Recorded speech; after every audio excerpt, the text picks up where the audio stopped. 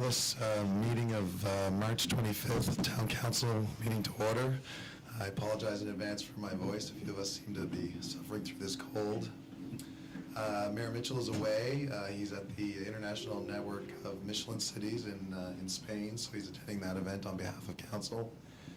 And I think that's all the exciting news from Mayor Mitchell's point of view at this point. Are there any additions or deletions to the agenda, council? Hearing none, we'll consider the agenda approved. And are there any announcements from council? Councilor Thorburn. And we should apologize in advance for the ramp seating here tonight at the museum. As most of you are aware, we're doing some repairs to our elevator at Town Hall. So we'll be here for a couple council sessions. So go ahead, Councilor. Yeah, I'm just talking a little bit about the museum, which we're all in tonight. March the 30th, 2 to 4. Have you ever used watercolors to paint a picture? Come and have a chance and try your hand at this style of painting, and it is free, and that's on Saturday, March the 30th. And you're also invited to an open house for an exhibit of Lunenburg County Elementary School artworks. At official opening is April the 4th, 2019 at 6:30 p.m. And the exhibit runs from April the 2nd to the 30th. Open hours Tuesday to Saturday is 1 to 5 p.m. Admission is free. Thank you. Wonderful. Any other announcements? If not, we'll get ready to move forward with the delegation. So tonight, I believe we have Scott Patterson with the South Shore Fieldhouse Society regarding the fieldhouse request. So Scott, you've got about 10 minutes, and then we'll follow up with any questions that we may have as we go. So thank you. Deputy Mayor, councillors, I know most of you. Some of you I know of.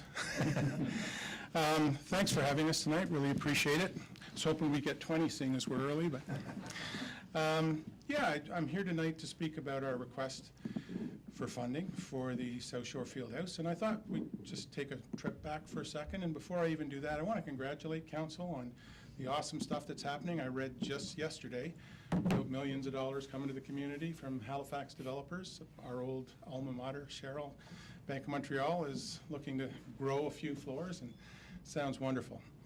All of those things and attractions and growth of Bridgewater has been an exciting thing for the town and for all of us in the town. The field house was part of that. We looked to the town of Bridgewater, Municipality District of Lunenburg, and all of the surrounding towns to help us fund our original project, which hatched over a pizza and some pop in the Modal building in 2006, and within less than 2 years, in October 2008, the Bridgewater, the South Shore Fieldhouse opened, with a naming sponsor being HB Studios Sports Center. And that happened as a partnership between all of us. I presented back, and that's why I felt that I needed to come here tonight, because I was the one that put this up, so I should come back and stand behind it. A couple of councillors were there in those days. You'll remember Bill, and I think Wayne, you were there also back in those days. But I stood before council and I said, look, here's what we have. We have the ability to bring a indoor sports facility that will serve the town, the municipality, and the South Shore in general. And at the time, we didn't have a location. We offered locations to offers from the town and also from the municipality, and we purposely chose the offer of a place to put our field house from the town, because when you're standing in the town, you're also standing in the municipality. And we felt that if it was going to serve both, it should be available to both, and that's why we did what we did. And I stood before council at that time and I said, we're looking to build a $2.5 million project, $2.5 million project, and we need 10% commitment from the town to make it happen. $250,000. I know some of you are thinking that number is wrong, but the first request was for $2.5 million over 10 years. And that was 10% of the overall value of the field house. And we went to the Municipality District of Lunenburg and we asked for the same. We went to all of the municipalities and asked for money, and we received absolute 100% we're in from everybody, because it was a great project that would offer a lot of services to the area. And for 10% in, as Mayor Publicover at the time stated, it's a bargain I can't resist, basically. And so we went about all of our meetings and our development and our process, and in that, we heard loud and clear that it cannot be a soccer facility. It has to be a multi-sport recreational facility that every member that lives in the town, municipality, anywhere on the South Shore can come and use. So we went back to the drawing board and we decided to add a 4-lane walking and running track to the field house. We looked at a sprint track, we added triple jump, we added pole vault pit. We did everything to add all track events. We opened it up to baseball, judo, any number of people, and some of other folks will step forward tonight and say a few words. There's many members here from many sports represented and many walks of life that use the facility. And so we came back and we said, you know what? If we add a track, it's going to add 600,000. So we really need 3,000,001. And so we're asking you to come to the table for 310,000. 10%. It remained a great idea, and it was unanimously approved by all partners, and we went forward. Our budget was based on the demographics of the day. And as you remember back 11 years ago, there was a lot more children and a lot less people like me living in the community. And as all organizations, all sports, all walks of life around have noticed, Bridgewater has aged a little. The demographics have changed. And so some of our revenue projections, which in the first couple of years hit their targets, started to fall a little bit when numbers of youth sports on the field fell a little bit. But to be honest with you, our usership is up. It's just now on the track as opposed to on the field, because seniors are coming to the facility in droves. In fact, there's a new entity that's partnering with us, Flourish, who's looking to bring a lot of seniors into the field house to do a lot of different things. It doesn't sound like much at a toonie a walk, but quite frankly, 42 walkers a day would provide about $30,000 a year in revenue. So with every additional 10, 20, 30 people that become walkers at the field house, revenues will go up. And our operating is doing pretty well. As far as our capital, we raised $3,000,001. But the town, the municipality, and many of the donors asked to do it over a 10-year period in increments. So we had to borrow $1 million from the Bank of Montreal, which we did. And that carried interest, and even at, say, 5%, you'd be looking at $50,000 interest in year one, and then it would go down over time. So the inputs from the town of the 310 and from the municipality of the 310 have gone as promised towards capital funding for that $1 million we borrowed. If you add up, do the math, 310 and 310 is 620. That's about where we sit as what's paid off on the original capital loan. We were hoping to get surplus revenues from operating to reduce it a little faster, but with the changing demographics, didn't quite pan out for us. So the reality is, we need another 5 years. At the moment, we're looking tentatively at a number from the town, $40,000 a year for 5 years. We're asking you to go from a 10% involvement in the field house to about a 16% involvement overall in the field house, another 6%. $40,000 a year sounds like a lot. $2,500 a month is basically a mortgage on a large house.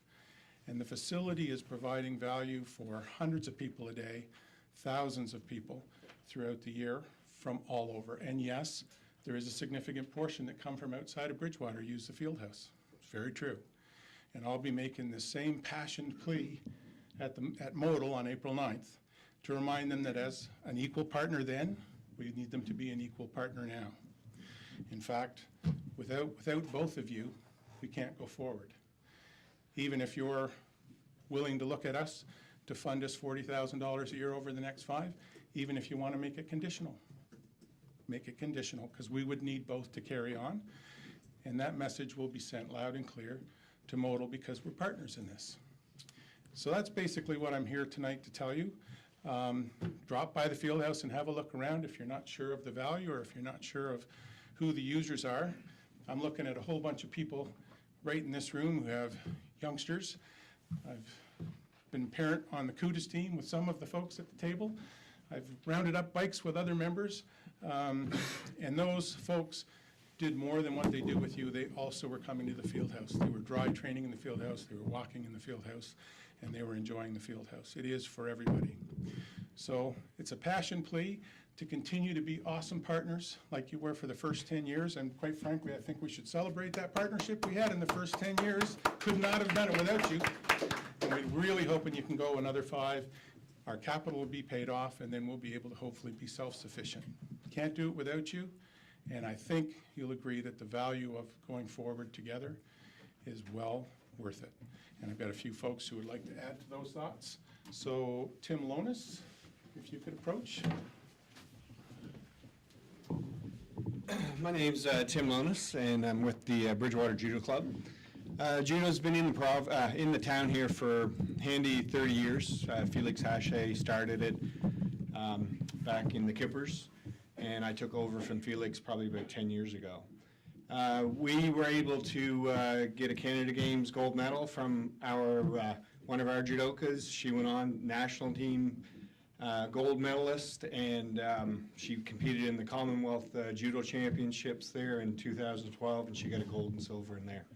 So we have a very competitive club, very strong coaching and a good sensei's backing behind us. But without a dedicated area to have our mats down all the time, we're in a position where it's not good on the equipment to lift them up and down. The field house, as soon as we moved in there, our membership doubled, and it's all from, I contributed it all to the, what's the wording I'm looking for? Just to being in everybody's, line of sight that they can see us, and there's families that do both soccer and judo, so it's worked out really well for us. So I'm with Scott as well, that you guys' help will, to keep the field house going is a major important thing for a lot of sports. Thanks, Tim. And I think we just had a quick word from Chris, representing baseball. Sorry, Chris, I'm not sure you're... Oh, right. Chris Zink from Bridgewater Baseball and Baseball Nova Scotia. We both use the facility. You know about our program here. It's been doing quite well for the last few years. Actually having the field house and having our guys be able to get, guys and girls, able to get out on the field early has helped them make the provincial teams. Excuse me. And we've had our teams do very well over the past few years. Our spring program, we use it. And in the summer, we come in on those days when it's too wet to be on the field, use the batting cage that they let us put in. It's worked out very well for us, and it would be a shame if it wasn't there. I know we'd really miss it, because you just can't get the same in the gym. Having that turf really makes a difference for us. So, and BNS loves the facility. They've been happy to come down and put on coaching clinics and different ID camps for members all over the area. So that's about all I got for you. Thank you. I think that's everybody. I'm sorry if we went a minute or so over. Sorry? Oh, Dean Mc... Just a lot of you probably know the folks, Dean, Sasha, Howard, Ken, Karen, who else is here? Josh, the field house manager, is here. Colby's back there. Just some of the key users decided to come to represent the folks that couldn't fit in the space. Sorry about your elevator. Thank you very much. Thank you, Scott. Appreciate it. Any questions from council? Councilor McGinnis. I assume it's on. Yeah, thanks, Scott, for the presentation, and yes, I was there. On your presentation that we received and I read, indicate that there's going to be some need to replace maybe the turf. And I think there was some big dreams on that original. The turf, quite frankly, is an outdoor turf. We got the higher quality stuff by accident. The supplier was out of the indoor stuff.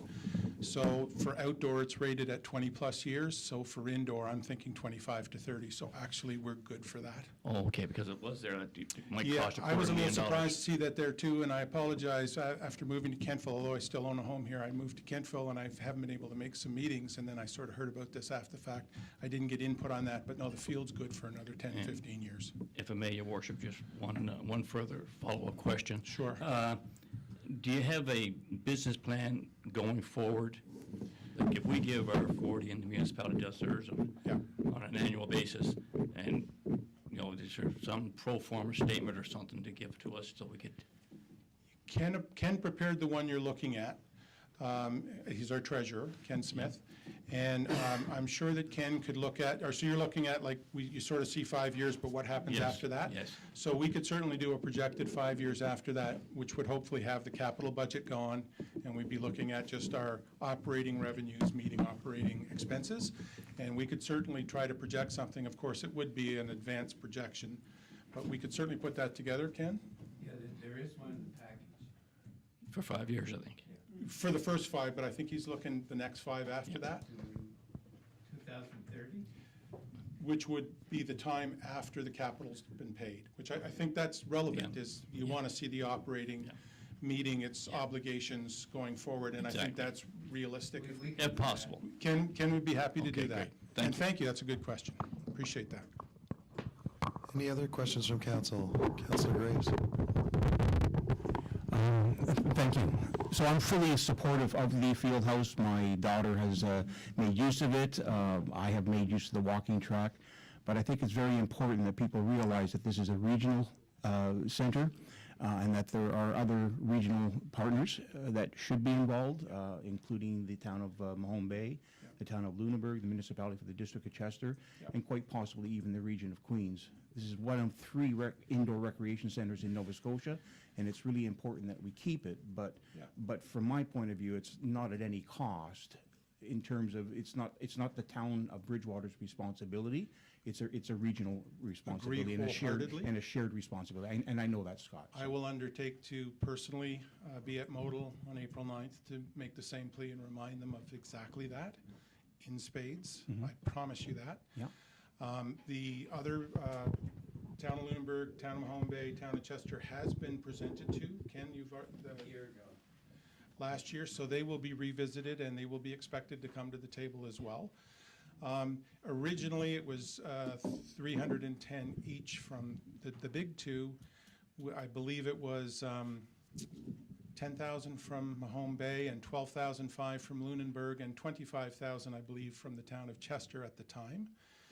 And we'll be looking for that at least. And there are other folks that are being approached. We're looking to rename the facility again, which would bring another, hopefully, 5 to 10-year commitment of payments.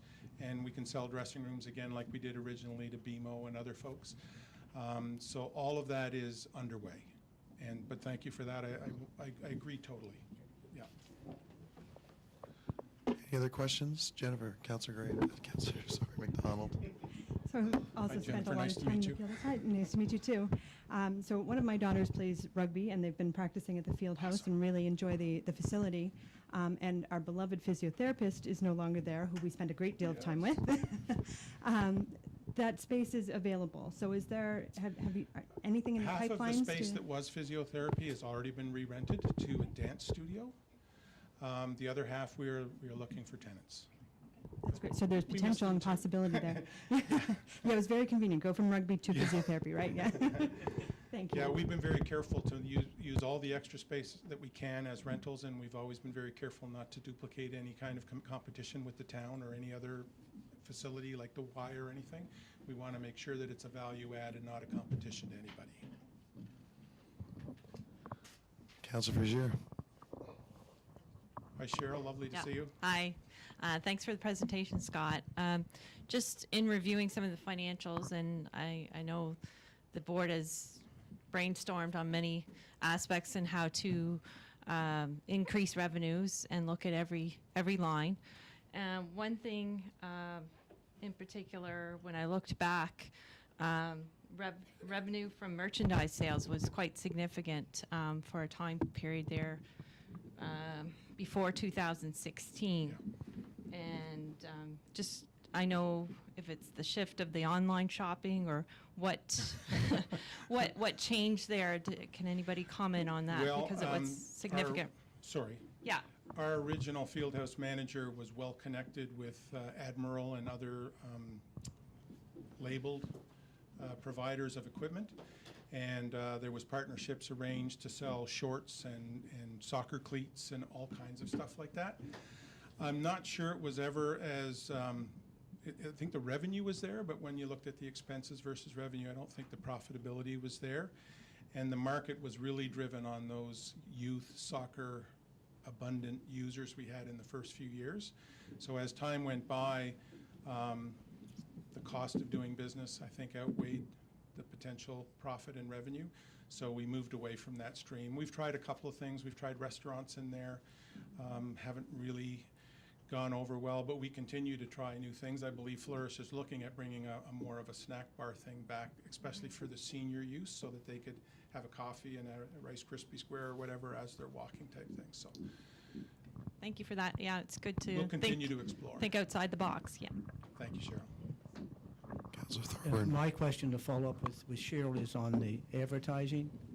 And I was talking to a business owner today that he had an advertisement in there, and he paid his first year money, but nobody ever come back for the second or third.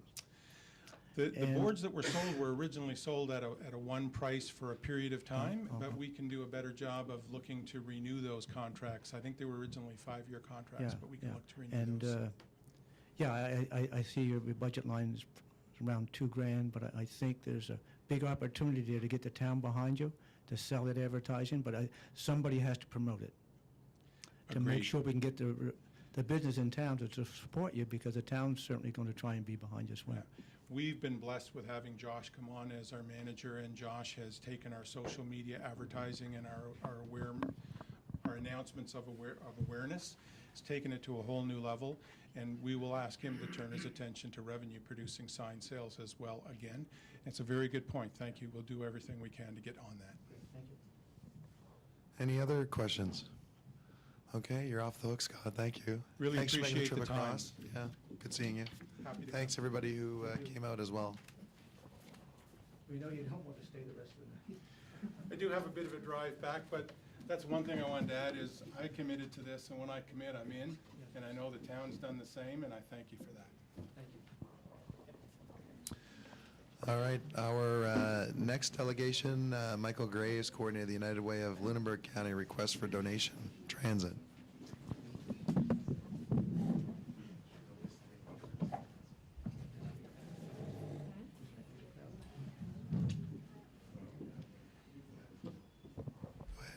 Just waiting for my beautiful picture.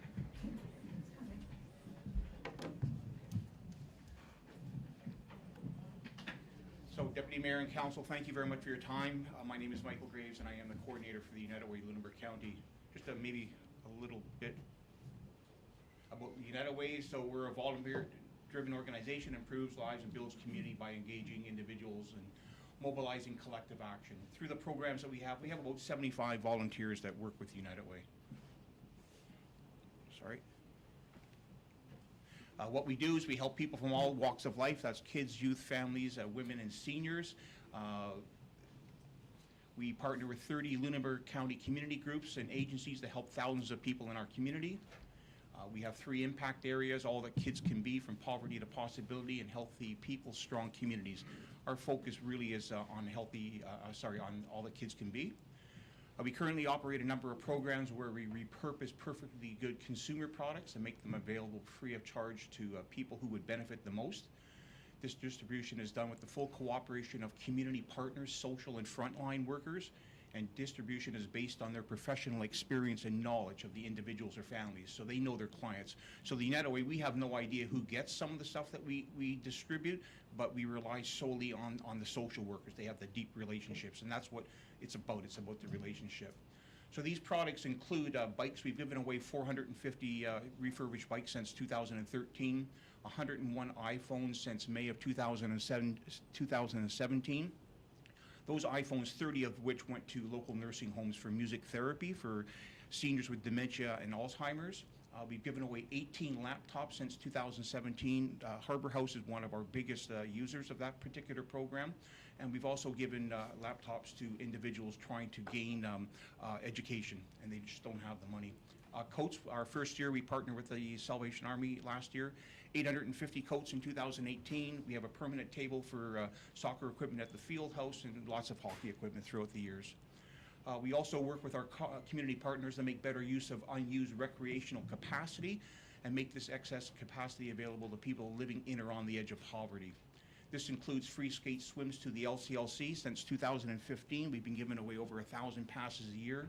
And something new is free day passes to the LCLC, the YMCA, and the HB Studios Sports Center. And those are given to people that are of very low income with an issue related to mental health. So everybody knows that recreation and socialization is great if you have a mental health issue. That's part of a very good therapy. For many of these people, it's worth noting that the people who receive these recreation passes, they're never going to buy them because they'll never go because they can't afford it. They just don't have enough money. The impact on these recreation facilities is negligible. They just, when you're, instead of having 35 people in a pool, you've got 39 people in a pool. Nobody notices it, right? So what we would like to do, though, is partner with the town of Bridgewater and Bridgewater Transit to offer free transit passes to our community's most vulnerable citizens. We would use the same distribution method mentioned earlier. So that's relying on the social workers, the people that really know the clients, to ensure that the right people get the tickets when they need them. We currently track usage by community agency, and we could do that with the transit passes if you wanted us to. It's not really a problem. Right now, the transit passes are affordable. I've been on the bus a lot, talked to a lot of people, and at $2, $1.50, $4 for a family, and the 10 ride, they are affordable for a lot of people. But they're not affordable for for other people, and what's happening is some people are falling between the cracks and missing out on opportunities that will help to enrich their lives. This view is also supported by some of our partners, or many of our partners. Many of the people who would benefit from the free transit pass live on $1,000 a month or less. Like, it's not an awful lot of money. So continuing care, they take care of seniors. They feel that they have about 20, says Rochelle. Souls Harbor, Vicki, who runs a soup kitchen on Pleasant Street 4 days a week. She seems to think that they have about 40 guests that would be unable to purchase the tickets, but would benefit from the incredible programming that Vicki and her team do at Souls Harbor. Vicki says there's one elderly person with the mobility restrictions who would use it on a regular basis, you know, the bus passes would enable them to eat and socialize and receive other types of support. Support services group sees this as support services group takes care of people with disabilities. They see it as a great value for their clients in terms of physical and as well as mental health. Freeman House Donna Crozier seems to think that she had 25 individuals who would benefit from free public transit, and we do have someone here from Freeman House that can talk to that briefly in a second. The Family Support Center, they deal with a lot of low-income families. They have a lot of programming, and they seem to think that they have about 40 individuals that might benefit from having a free transit pass. Colleen, again, you know, $4 is a lot of money when you don't have a lot of money, and Freeman House Donna again sees this as a great way to reduce social isolation and the costs associated with transportation for those on limited income. Better Together sees it as a way to build capacity for individuals as well as increase their self-esteem, so you're not going up to somebody and saying, can you give me a drive to the food bank? Can you give me a drive to the hospital? Can you give me a drive here? Can you give me a drive there? The Bridgewater Transit goes to all the places that everybody would want to go to in the town of Bridgewater. So it empowers these people to take a little bit more control of their lives, and they don't have to rely on as many people. And Paul Peters, he works with mental health and addictions, and Paul says having access to active and connected with the community promotes good mental health, and I couldn't agree more with Paul. Thanks for the consideration, and are there any questions or comments? Clear as mud? Council, do you have any questions? Go ahead, Councilor McDonald. Just one comment that at a time when we seem to be desperately fighting mental health issues, this is just a really easy and cheap way to gain access to socialization, to ensure people are able to access their medical appointments, whether it be mental health or physical health, to feel independent and feel as part of the community as a whole. And I think it's a really great way, a really easy way to start fighting just one of many issues.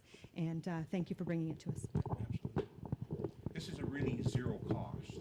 There's no money exchange. It's just using excess capacity. So on a bus, if you have 19 people on a bus, you're adding 3. It's still 35 capacity bus, right?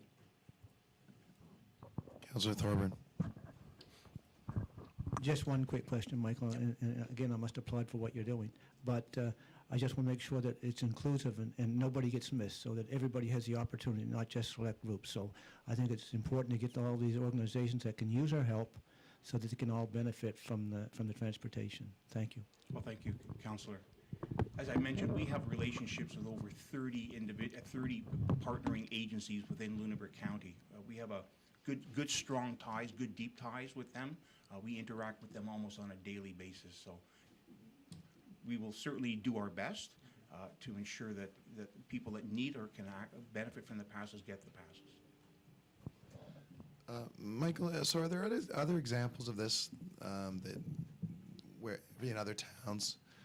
I'm just worried, is there some formula that can be used to define how many free passes are given, if you like? And then what happens if transit suddenly becomes extremely popular? What's the scenario around that? And are there examples of that, I guess? Well, we can certainly talk to staff and do it as a pilot, as an example. So do it so many and see how it works out.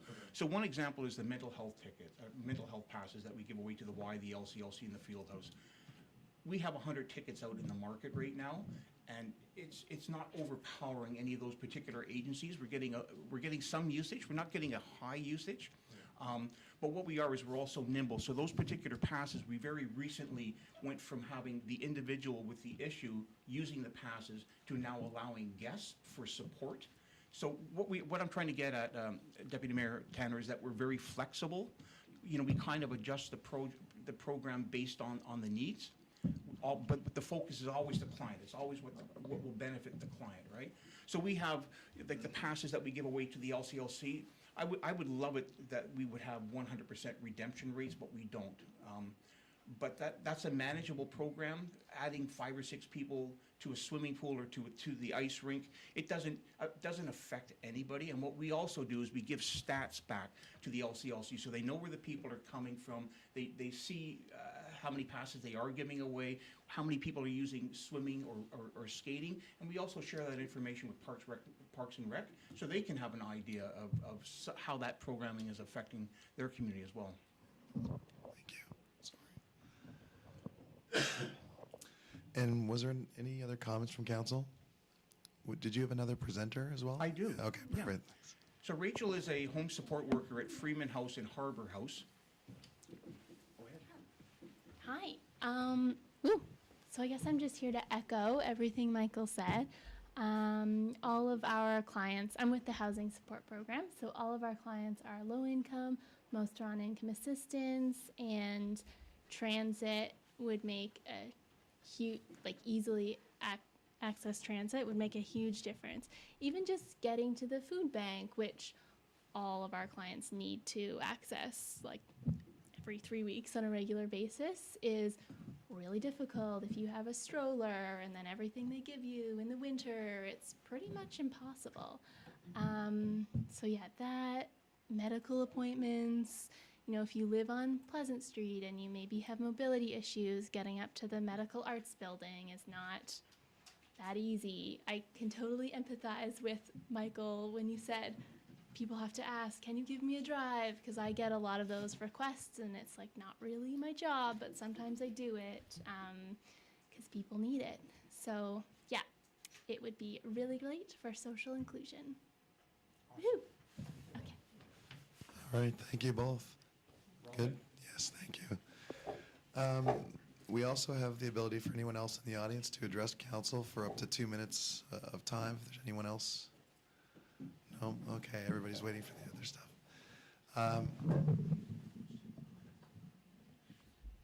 Would you like to make a motion, council? Oh, yes. Okay, sounds good. Go ahead, councilor. I've asked Sandra to wordsmith this. I'm just going to indicate that I move the town council of the town of Bridgewater agree to the request given here this evening by the United Way to help support those in need with free transit rides. Sounds good. Do we have a seconder? I'll second the motion. Okay, Councilor Vigier, thank you. Question? Councilor Thorburn? No. Okay. Are you ready for the question? Question been called. All those in favor? Those against? Motion is carried. Thank you. Thank you. Very nice, thank you. All right, we have the minutes of March 11th, 2019 council minutes. Any edits, changes, suggestions? If hearing none, we'll mark those as approved. Budget discussion for 7 p.m. Do we have to? Timed item, all right, perfect. We'll be moving on to planning items then. 7.1, amendment to the land use bylaw, temporary commercial uses. Nick Brown is here to explain this one. Thank you.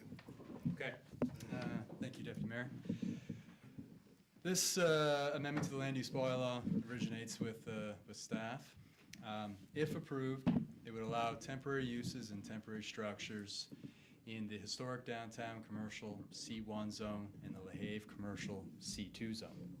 Currently, land use bylaw permits temporary structures, including shipping containers with or without permanent foundations, in all zones except the C1 zone for 210 consecutive days in a 12-month period. I should go back. The amendment is to allow temporary structures in the C1 and the C2 zones for 150 consecutive days in a calendar year. So I'll try to explain.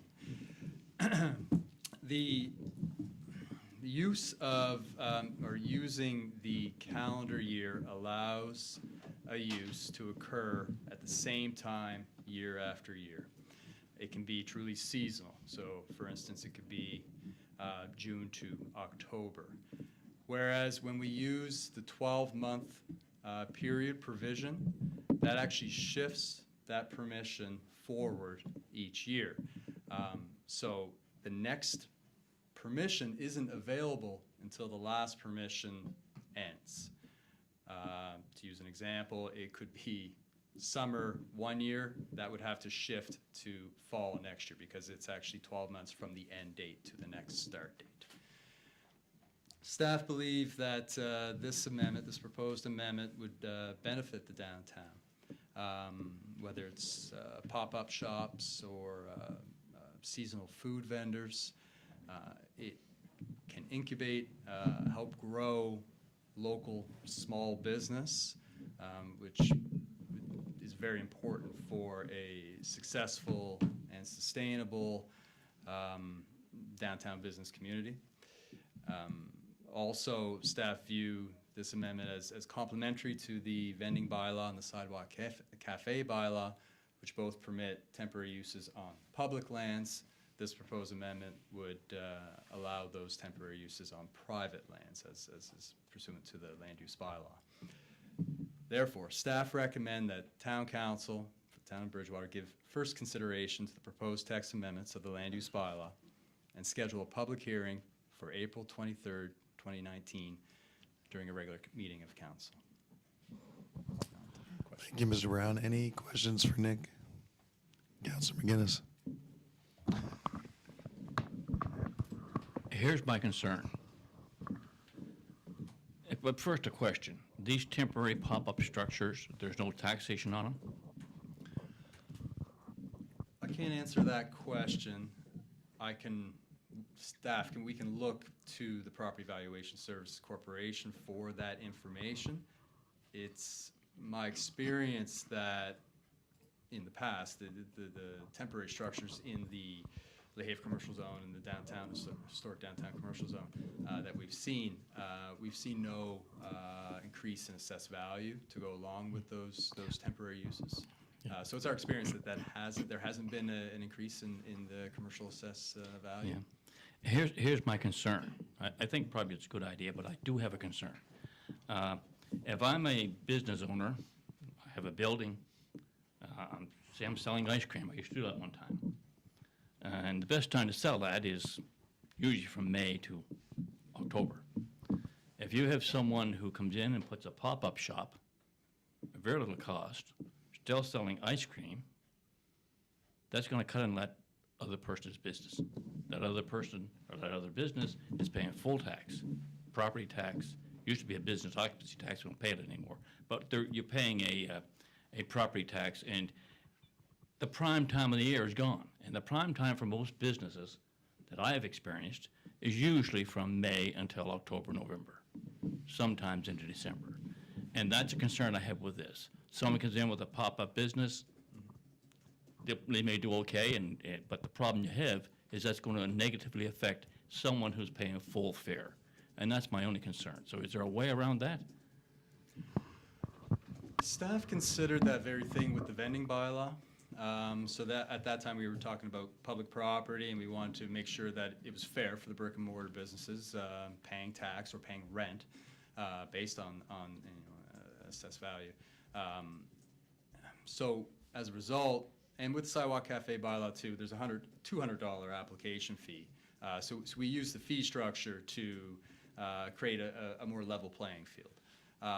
In this case, these temporary uses would be subject to a $25 development permit fee. So that same consideration hasn't been made for this amendment. But I think, from our perspective, from staff's perspective, we see the benefit to the downtown as a whole in allowing these smaller businesses to get in, local small businesses to get off the ground and hopefully grow into brick and mortar as sort of offsetting that concern. But yeah, we haven't dealt with that in a manner to, in development permits, they're development permits, and they're a $25 fee. So when you're looking to, for permission pursuant to the land use bylaw, that's the fee. So there would have to be another way to create a more level playing field. Are there any other questions for Mr. Brown? Councilor Graves? I guess just a comment. So I would echo Councilor McGinnis as well. It's hard being in business, and to have someone that could just kind of come in and kind of take the cream off the top at a time during the best part of the year. I would have a problem with that. The fact that they don't have to maintain a building or a structure like a business owner would have to, in terms of washroom facilities or terms of some of the other infrastructure improvements. To be able to park, say, a trailer as an example. Let's say it's a shipping container on King Street across from Gow's and selling IKEA furniture because you can. Do you know what I mean? That is possible. Or someone getting discounts on clothing and doing it in front of K&S Fashions as an example, or across from the mall. I would just be. I'm a little bit concerned for the business people, and I'm not saying that we shouldn't go through the next step, but I think we should make every effort to get the business community involved in this, whether it's the Chamber of Commerce, whether it's the King Street merchants, and really get their thoughts on that and really engage them. Because they may see something in this that I don't see or Councilor McGinnis doesn't see. Do you know what I mean? And they may have some good ideas and some good thoughts. So, thank you. Okay, thank you. Yeah, staff will definitely explore that. So on that note, I guess two questions or comments, I guess. Could we get notices circulated to the businesses in that particular area that are going to be affected? And that would normally occur, I assume? No? No, there are the ads in the paper for the public hearing, and that would be it as far as the public process, and social media perhaps. But we can endeavor to do that. Okay. Yeah. And I guess the second, as I understand it, this is a one-season offering, and then they have to wait a full 12 months after the end of the approval. Yeah. I apologize. It's tricky because we use that 12-month period for some uses, and in this case, it would be per calendar year. So what the permission would be, it would be a maximum of 150 consecutive days in a calendar year per property. Right. So that would enable someone to have a pop-up shop, for instance, on one property, on a single property, summer after summer. Okay, thank you. Would someone like to make a motion if there's no other questions? Or sorry, Make a motion, Deputy Mayor. Yes, that Town Council for the Town of Bridgewater give first consideration to the proposed tax amendments of the land use bylaw as contained in Appendix A of document 19-036 and schedule a public hearing for April 23rd, 2019 during the regular meeting of council. Perfect. Do we have a seconder? Sorry. Councillor Graves, thank you. Any other discussion? If not, can I have a Business question? community must be engaged. Yeah, understood. They have to be notified, they have to know what's going on. Understood. Okay. Ready for the question? Question. Question's been called. All those in favor? Those against? Motion is carried. We'll move on to the next step. Thank you. All right. Item 8.1, Lunenburg County Community Alcohol Partnership Alcohol Policy. We've got some correspondence from that group looking for us to perhaps take another look at things. How does council feel about that? No comment? Okay. All right, we'll move on. Go ahead, Councillor Frazier. We had a representation from our council before on that. Did we not? On- Okay, not from the recent council that we have. Yes, Councillor McGinnis Councilor and I McGinnis, were okay. both on Okay. it. Councillor McDonald. Does it make any sense to refer this to the police commission to see if, I know that they can't set policy, but to see if, from a police commission position, if there's any action that they would like to take or any involvement that they would like to have in this kind of activity? I don't have a problem with that. If you'd like to make that a motion, maybe, but Councillor Thorburn.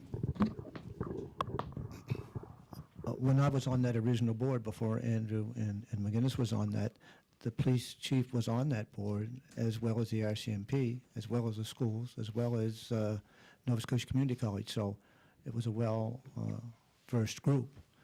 But I don't know what happened since I left that board. But they were represented at the table at that time, so. So I'll make a motion Sounds good. that Town Council for the Town of Bridgewater refer this matter to the Bridgewater Police Commission for their consideration. Perfect. Do we have a seconder? Councillor Frazier. I'll second the motion. Thank you. Any other discussion on this? Questions been called. All those in favor? Those against? Motion is carried, so we'll send that off to the commission. Thank you. 9.1, Town of Shelburne, HST request to write a letter to the province, I believe so. Any discussion on that item? How much might that mean to the town of Bridgewater? Do we know off? That's a good question. Is that 0.75 or 1%?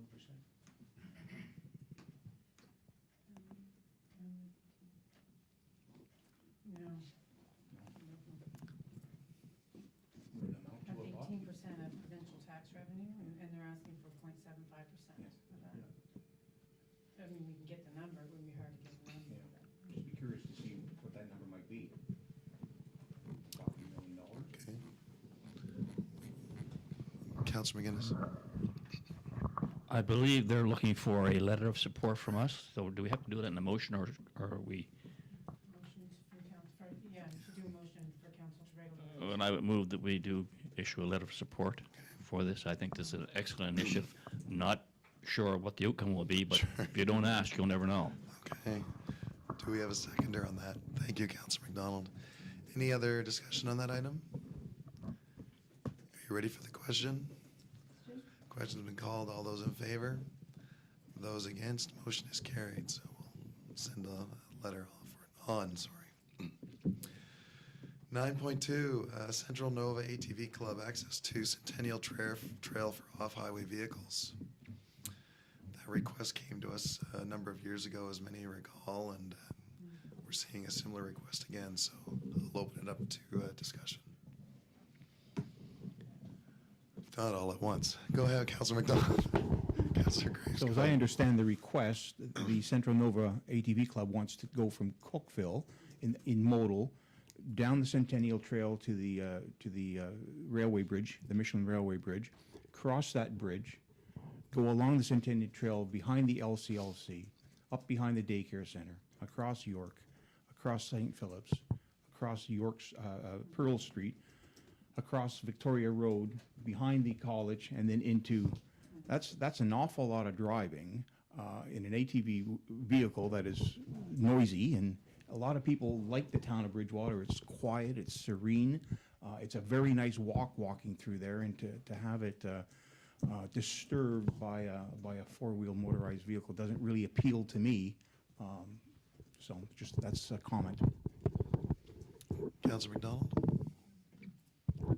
I really respect that the members of this club are responsible ATV users, and they hold one another accountable. I don't think that they would create an issue in town. I think that they would be very respectful, but I feel that opening up the trail to their users opens up the trail to all ATV users, and it invites those who are maybe less respectful into town as well. That comes with new considerations for policing and maintenance and things that we just haven't contemplated in our budget, and haven't prepared for increases in the budget to cover some of those needs. The level of safety and the current conditions of the trail are regularly commented on. People enjoy the use of the trails, and we've maintained it to the standards that people have made clear to us they're looking for. They're heavily used trails and run through some pretty residential areas, and I just don't think that the town of Bridgewater is the right place for ATVs. Certainly don't have any issue with the sport, but I think there are some activities that there are right places for them and wrong places for them, and I'm not sure that the town of Bridgewater is the right place for ATVs. Councilor McGinnis? Briefly, I echo very much the same sentiments that Councillor Grace and Councillor McDonald indicated. They are looking for a meeting or some sort of communication with us, so we should make a decision what we want to do with respect to that. I have a lot of concerns with ATVs on that particular part of the trail, but one of the big concerns I have, they're crossing some streets. And I could be wrong here, but I know the last time we talked about this, one of the concerns I had was that apparently you can drive an ATV when you're 14 years of age. And I don't know what 14-year-olds are like nowadays, but I know what I was like when I was 14. I wouldn't want me on an ATV, I can assure you.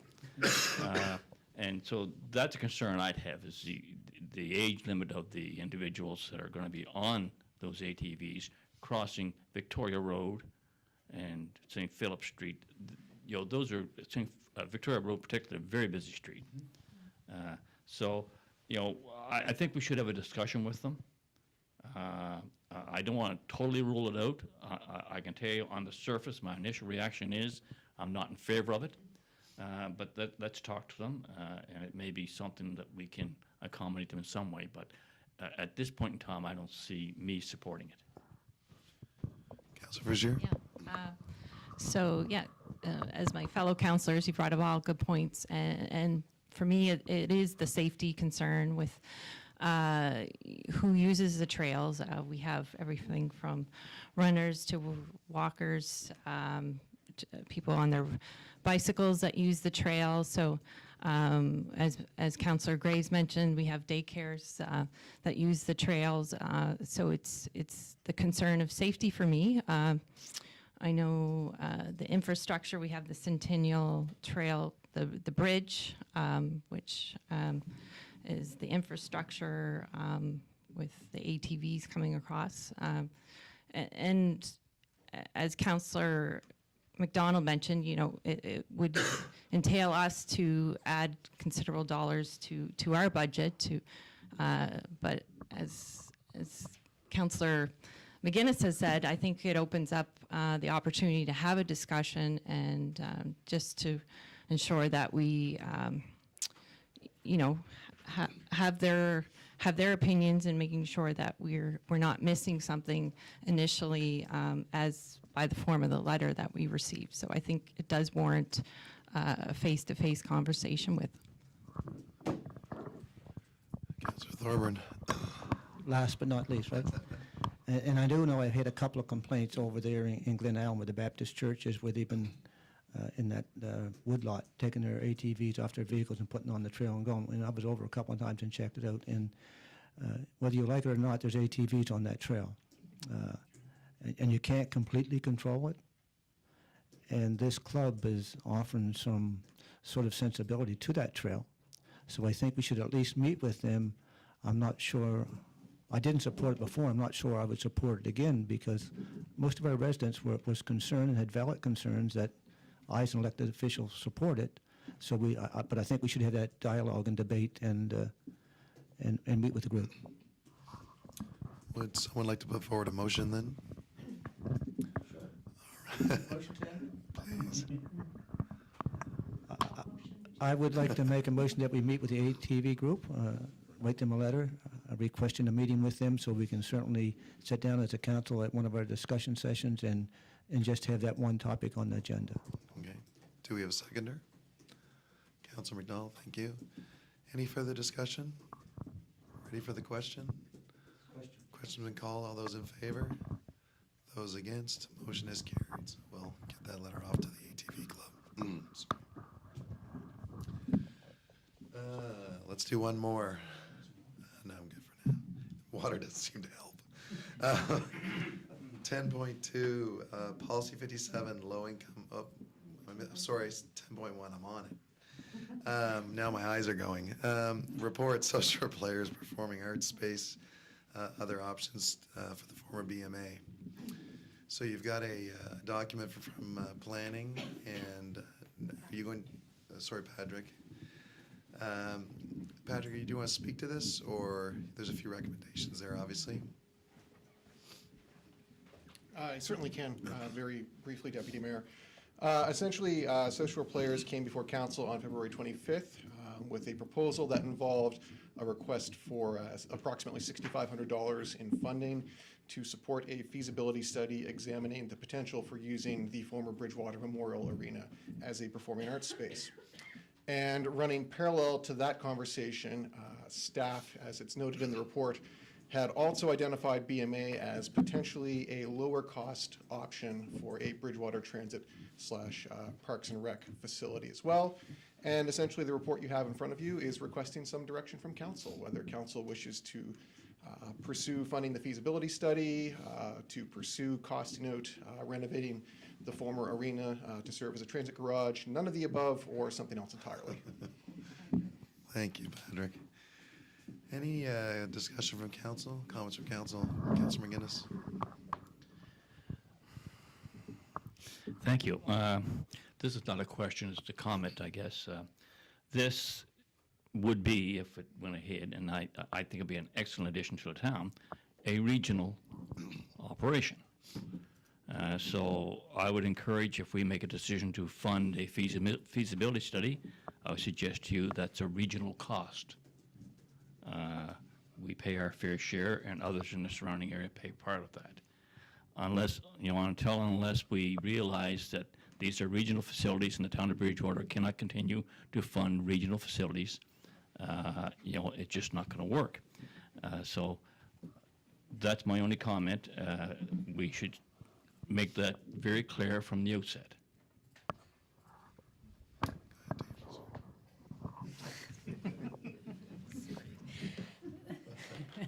So if there's an interest in funding the feasibility study on, say, a regional basis, and then it go forward on a regional basis with the overall plan for the South Shore players, they had intended to start off with a phase of using the upstairs and the meeting room or the community room, and then building that out into the main floor. So the question really for council is if you're interested in entertaining that concept, how far I guess we could do the feasibility study, but it's also been identified as a potential facility that we own that could be used for solving the transit storage solution and our recreation, parks and recreation storage area and a place for the staff there. So there could be the opportunity to co-locate it all, but that would mean that for the South Shore players, they'd be using the community room and maybe not so much of the bottom floor that they had hoped to, and whether a farmer's market or something like that could go in there. But so that's really the question. Do we want to be exclusive, or do we want to look at co-locating a few things, or mothball it and move on, I guess, with making a decision about what we're going to do with that building, either demolish it or try to find an alternate use. Councilor Graves? So the $6,500 Is it a feasibility study or is it an engineering study to determine if the building, what kind of shape the building's in? It's, what, 60 years old? That was the quote that Axby provided to do a feasibility study for South Shore Players. And for the auditorium component in the short term, upstairs, and then building it out also for the longer term, looking at a grander project on the arena floor level. Because I'm fully supportive of having a art center in the center of town myself. I think it would really add value to the community. I like the idea of having the food bank there as well, and there may be other uses. But they're also asking to put in an elevator, which adds considerable cost to anything. And that would be my concern, like the engineering of the building, like the bones and you know, how much really has to be done. Wouldn't that be the question that you'd want to have answered? Well, a lot of it depends, if I may, on the direction that council gives. If it's, again, you know, solely to focus on that facility as, you know, performing arts and cultural space in Bridgewater, you know, perhaps with the farmers market, then that will provide some direction for what we would be costing out. If it's a combination, if it's part auditorium and then also part transit facility and part parks and rec facility, then we would certainly engage our staff to look at the logistics and the costs associated with that part of the operation, in addition to the costs estimated through the feasibility study. So having been to Lunenburg on many occasions in the winter, it's a lovely spot filled with activity and filled with people, and that would be the type of place that I would like to see in the town of Bridgewater. So I really personally don't have much interest, although I like saving money. I'd be better maybe if all the town equipment and services and depots are all in the same area, as opposed to spread across town, and so that's where my thoughts are. Any other comments or questions? For me, I guess I'm sort of on perhaps the same page as Councillor Graves in the sense that I wouldn't mind seeing a larger study of everything. You know, where are we going over the next 3 to 5 years with some of the storage requirements of our team and the facility itself and so on. And for that matter, are there other facilities that would work for this particular location? Or in the end, after adding an elevator and doing structural and engineering work, is it cheaper just to build a building from scratch? So anyway, what would you like to do with this, council? And I also have heard very clear from the public that they want this type of facility. There's no question about that. Just on the combining all of our facilities into one location in terms of our storage requirements, we did have in our 5-year capital plan, and we just recently took that out until we figured out what we were going to do. I think it was 1.85 to build a facility that would house transit and recreation up in the Public Works location. And that was to build a new building, but it was that would make sure everything was located on the same property. So there's a capital cost to doing that, which is why we were kind of looking at the arena to say, is this a more affordable alternative for us? But if we want to look at that, that's part of the reason why this is here too, is because it will help us kind of chart the future course in terms of do we look at putting that back in our capital plan in a central location, or do we explore the arena for that? Councilor Graves. I guess my point is, if the building is not that suitable to have a performing arts / food farmers market space and community space, but it is suitable from an engineering point of view to have the park a bus and park some lawnmowers and some other equipment, then it's, if it doesn't pass the test for renovating to turn it into a very functional and usable performing arts space, then I think you have to answer that question. Do you know what I mean? And if the engineering study says no, it's really just suitable for a garage, then there's your answer, right? I would prefer to have a nice public space in the middle of downtown. I really would, something that everybody could walk to. But I would think the feasibility study first would look at the feasibility of the project itself for this particular area, would have to make some assumptions about capital costs with respect to the building. And if that study came back, which is an investment of about $6,500, and said that based on these assumptions, it's feasible, then we have a decision to make about the building and the structure, and do we have a condition assessment done or to determine what would need to be done in terms of building modifications, whether structurally or elevators, those type of things, in order to house this and get more firmer numbers from that. But I would say if you're interested in that concept, your first step would be that feasibility study, instead of running right out and having a engineering assessment done on the building for a use when we're not too sure if the use is even feasible. Councilor McGinnis and then Councilor McDonald. I'm going to suggest something I suggested, my gosh, it must be 7 or 8 years ago. I will never understand why we have a 7-theater facility right in the middle of town. 7 theaters. Why we could not go to those people and request that one of those become an arts center is beyond me. It's there, just a matter of renting the space, beautiful seating. I can't imagine the many millions of dollars that we're talking about here to renovate that arena for an arts center. It might be possible, I wish it was, but why we don't go look at one of the theaters, one of the 7 theaters, and make it a center for arts and culture is beyond me. We should at least explore that. Councilor McDonald. Just thinking about the order of the studies, if, and I know the feasibility study is at a smaller cost. So you do that study and they say, based on a bunch of assumptions, we think it's feasible. And then we look at the building and we see that there's a ton of cost and it's no longer feasible. Never mind, I answered my own question. That's the smaller cost, so you've wasted less money in the long run if you do the feasibility study first. If it came back and said it wasn't feasible, you're not Yeah. going to go to step number 2. Right, okay, yeah.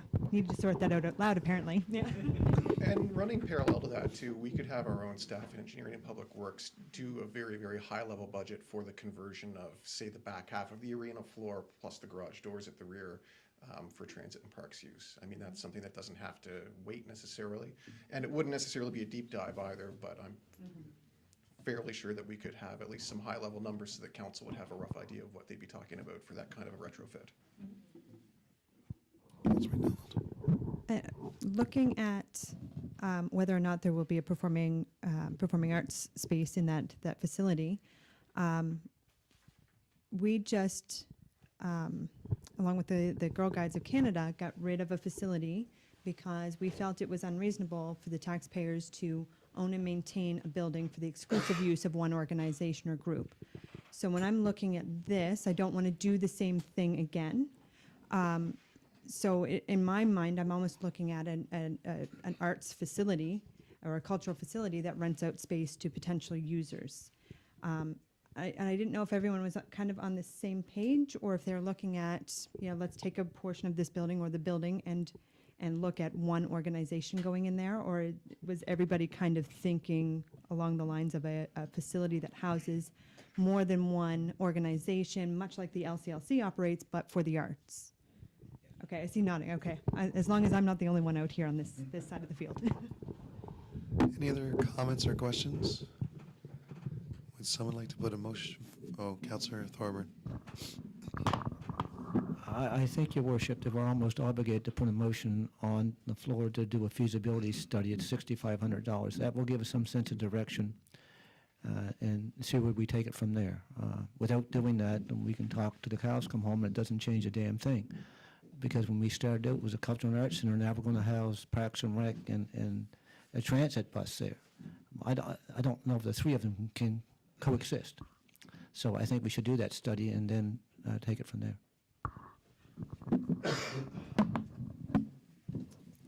Councilor McDonald.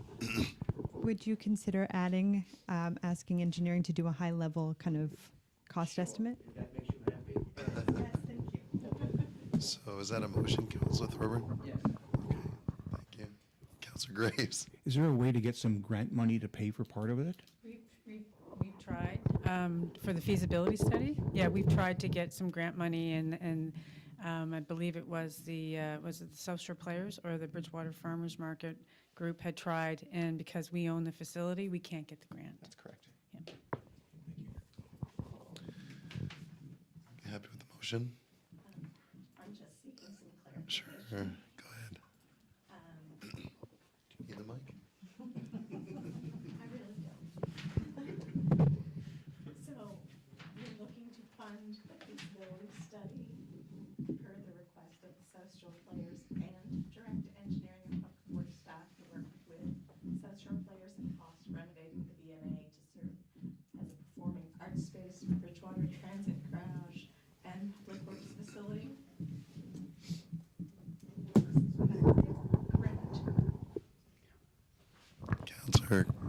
McGinnis. So who's going to do this? Are we hiring an outside consultant? Yeah, to do feasibility. So we're paying for all of this ourselves, I presume? Yes, that was the request from the social. Councillor Graves. Just in regards to the high-level engineering, I envision it just, is the building in good enough shape that it could take a renovation? You know, I'm sure that if the decision is made to put a bus and Parks and Rec in the back or something, that's possible, but if the building's not in very good, it's 60 years old, it's being renovated numerous times and lots of additions, and maybe at a time when maybe building codes weren't as followed. Do you know what I mean? And there may be stuff in there that's just wrong that would cause untold grief and expense, and that's kind of what I was thinking of. You know what I mean? If it, you know, because to get some of the other stuff, you'd really have to get in there, and it just. Yeah, so we have some high-level costs to look at it on a temporary basis. So we've had Graham Hopkins go in and take a look and give us a rough estimate if we wanted to locate the transit bus and do some park storage on a temporary, not permanent basis. There was a cost to do that. So we could get a similar type of high-level cost in terms of if we had to renovate it.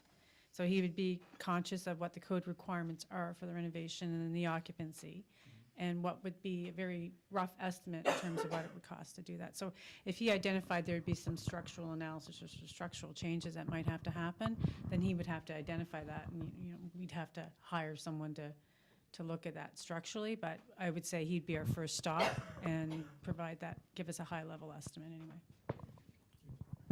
Councillor Thorburn. Yeah, if my memory is correct, when we had our capital budget here a few years ago, there was some huge cost in the budget for the renovations and upgrades to that facility.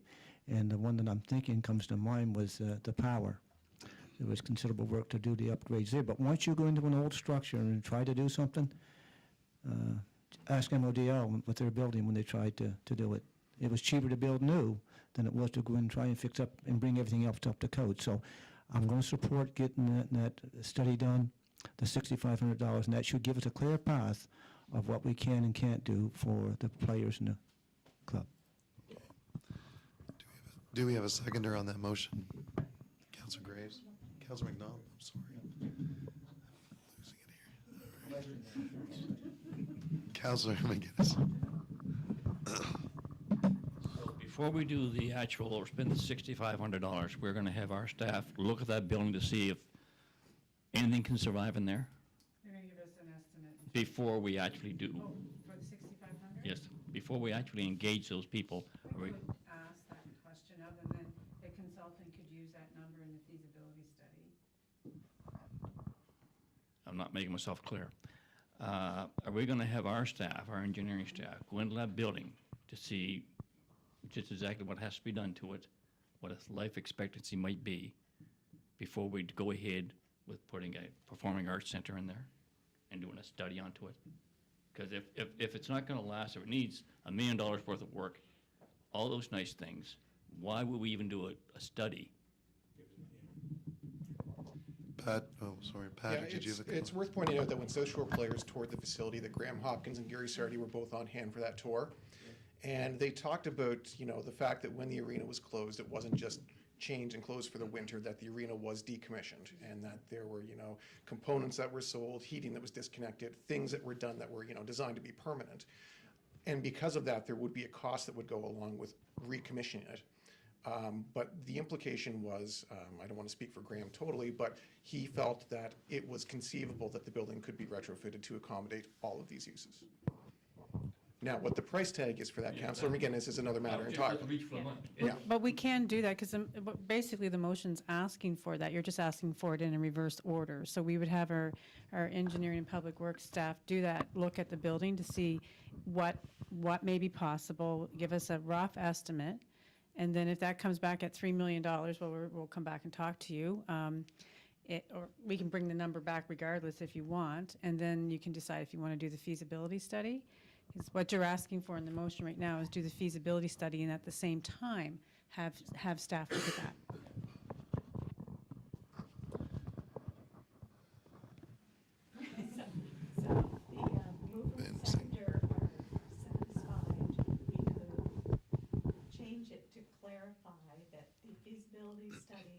would follow the engineering and public works work. Assessment, yeah. I'm okay with that, if that makes sense. How long might it take to do an engineering study Mr. Feener. on top of all the other stuff you do? He's got nothing to do. I guess just first of all, Sandra, I think you made reference to Public Works as being in combination with transit, it's Parks and Transit. So in case that was in the motion. Parts and Transit. How long? The issue with the study is what you can't see. You know, what you can see is easy. There were improvements made prior to it closing as an arena. We had a consultant in, I can't remember the year. There were recommendations made. There was additional structural steel put in place so that it could continue as an arena. So probably the majority of the components structurally, you know, what you can see, we probably won't see issues. As far as the renovations costs, I mean, who's to know unless you have a concept plan to be able to come up with some renovation costs. As far as renovating it to accommodate transit, we've done that. We can provide that information to council. Yeah, I'm not sure.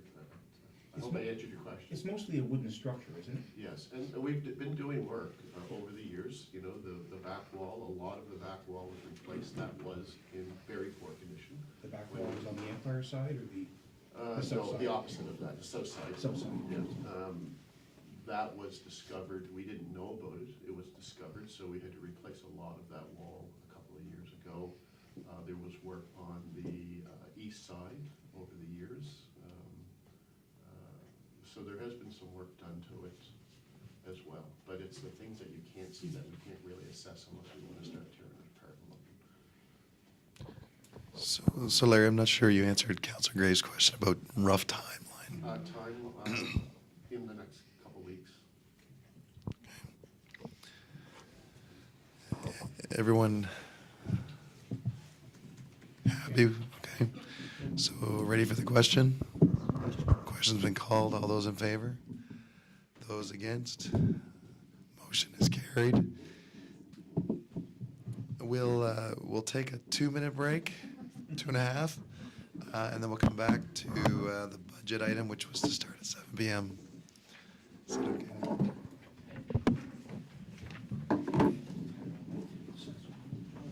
The budget items for tonight. So we have item 6.1, carry forward of the 2018-2019 capital budget, and our CAO will give perhaps a quick summary of that. So council has seen this at the discussion session 2 weeks ago. And so what we have here are capital items that were included in our 2018-19 budget. Some work has been done on some of them, or most of them, which is why we didn't rebudget them in 2019-20. Instead, we're recommending that they be carried forward so that we can continue to work on these projects. So you'll see that we have the original budget amount, which totals $2,729,281. There's a projection of what we anticipate by the end of March 30th we will have spent, which is $471,752, which means that we'd be looking at carrying forward $2.25 million in those capital projects. The actual amount will be the difference when March 30th comes and we know what our expenses are. It'll be the difference between the budget and the projection, or the expenditures on March 31st, 2019. There's also $20,000 that was included in the budget for remediation work at Shipyards Landing. There was no work completed on this project, but we anticipate that there will be in the future. And rather than letting that $20,000 disappear, we're recommending that that be transferred to a reserve for future, so that it can be used at a future date for the remediation. What is the remediation? What has to be done? We're experiencing settlement. The question is, how fast is that settlement going to continue? So the idea of it is to repair those when necessary. So the recommendation is for council to approve the carry forward of the capital items as noted, as well as transfer to the operating reserve $20,000 for future remediation at Shipyards Landing. and a corresponding reduction in the 2018 capital from operating funding.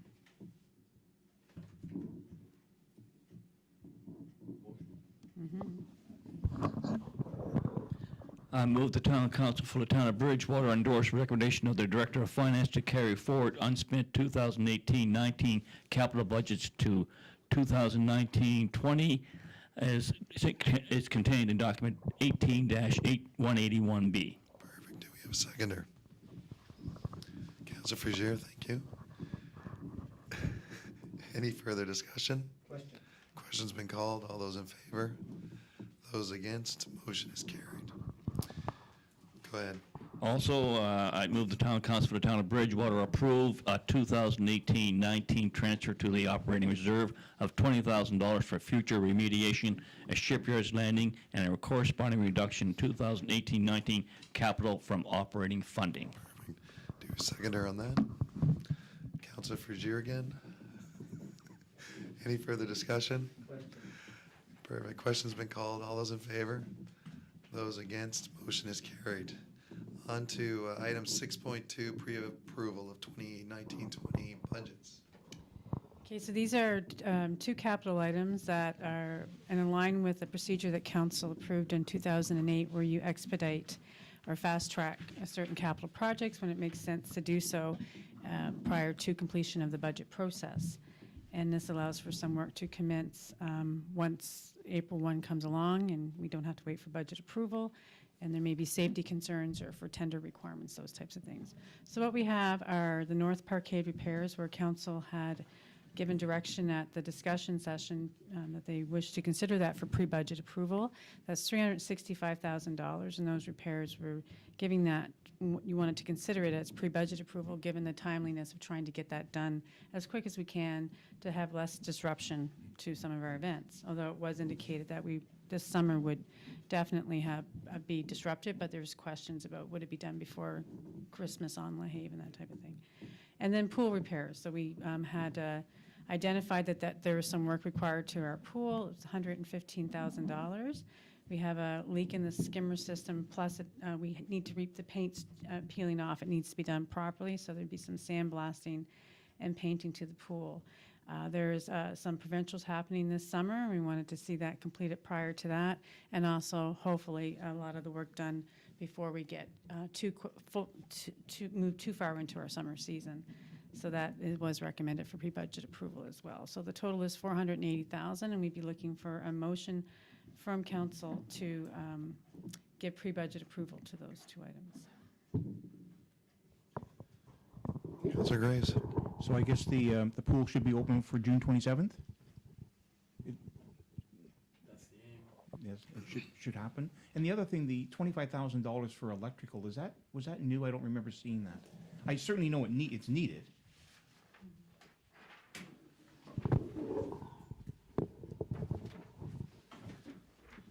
It's been contemplated and discussed a couple of times for years, and if council wishes to upgrade the railing to the new look like the new park with the cedar, we're suggesting that the electrical gets sandwiched between the two railings.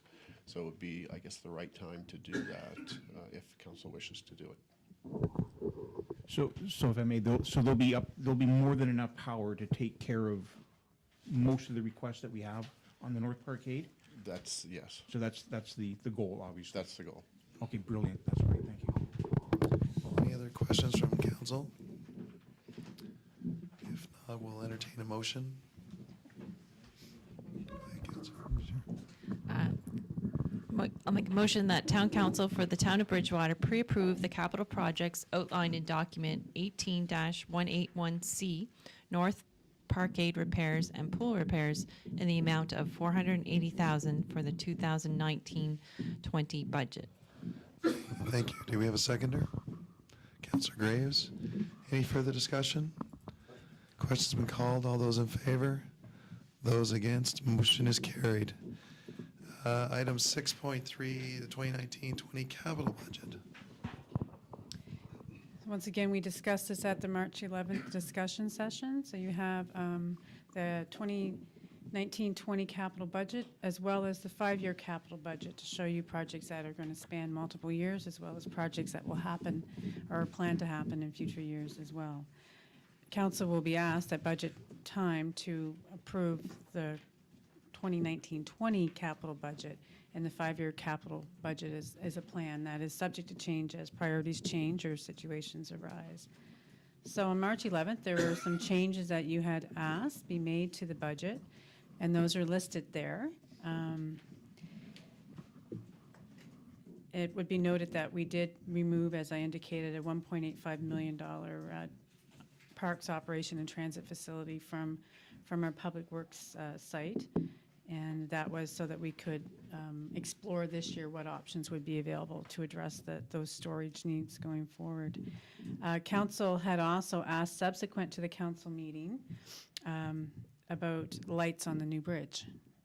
So that's not in your capital budget. It's something that engineering did give an estimate for, and it was for the new bridge. It is estimated to be $40,000 if we wish to add that to the capital budget. It's here for consideration as well. In addition to that, paving, what do we call that, road renewal? Pavement renewal. Sorry. Paving, the paving, we had, council did discuss the possibility of increasing that amount. Right now, we have 400,000 in there, which was what was in when you reviewed this on March 11th.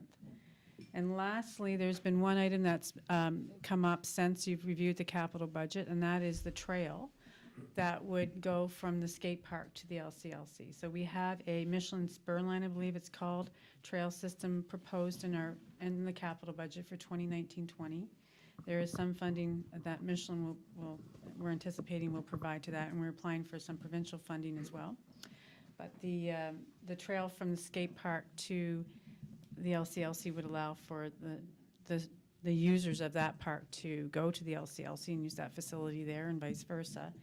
And that was identified, I believe, by the committee as an improvement. And that's estimated to be an additional $10,000 to bring the total project up, if we lump it in with the Michelin spur line, to $20,000. And we're looking to get around $11,500 in funding to help offset some of that cost.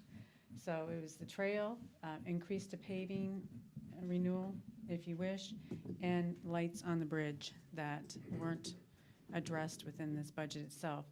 So for the 2019-20 budget, capital budget, we're looking for some direction from council with respects to other changes that you wish to make, as well as consideration of those 3 items I listed.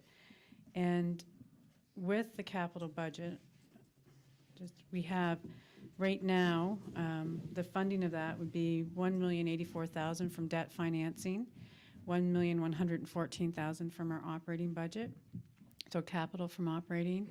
We have some government funding of $827,000, gas tax reserve of $730,000, and there is the ability to perhaps look at your gas tax reserve and pull a couple $100,000 more out of that to offset some items if you wish to. Like if you wish to increase the pavement renewal amount, you can look at your gas tax funding for that.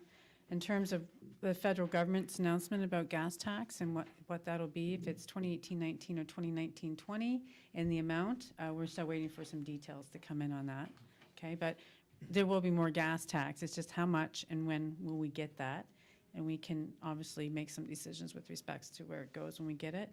The capital reserve, there's $220,000 that we'd be using, operating $120,000. And as I mentioned, $1 million in debt financing. So it'd be $4.1 million in terms of our capital budget. So we're looking for some direction from council so we can finalize the capital budget and bring it forward with your budget document for consideration in the beginning of April. Councilor McGuinness. I'm going to have a little bit of a problem given approval of the capital budget, having not seen the operating budget. It's planned to come forward together as a package. It's just if there's anything missing from here or any changes that you want to see that you're prepared to give us direction on tonight, we'll make those changes and bring it back for your approval and input with the operating budget. Yeah, I was just thinking of, for instance, we had a request here this evening of $40,000 for 5 years to come out of operating, I assume. So that's got to come from somewhere. And I'm not a huge fan of increasing debt. I think we're borrowing too much now. So we may want to revisit it at a later date. Any other comments, Councilor Graves? So, just in regards to the bridge, the new bridge, the lights, the 40,000, what type of lights were they?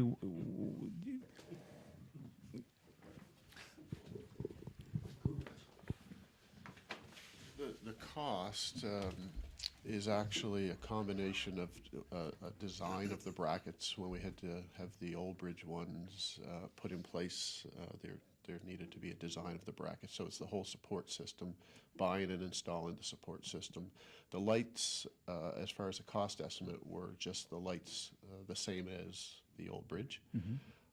There's also traffic control in that. There'll probably be interruptions to the traffic.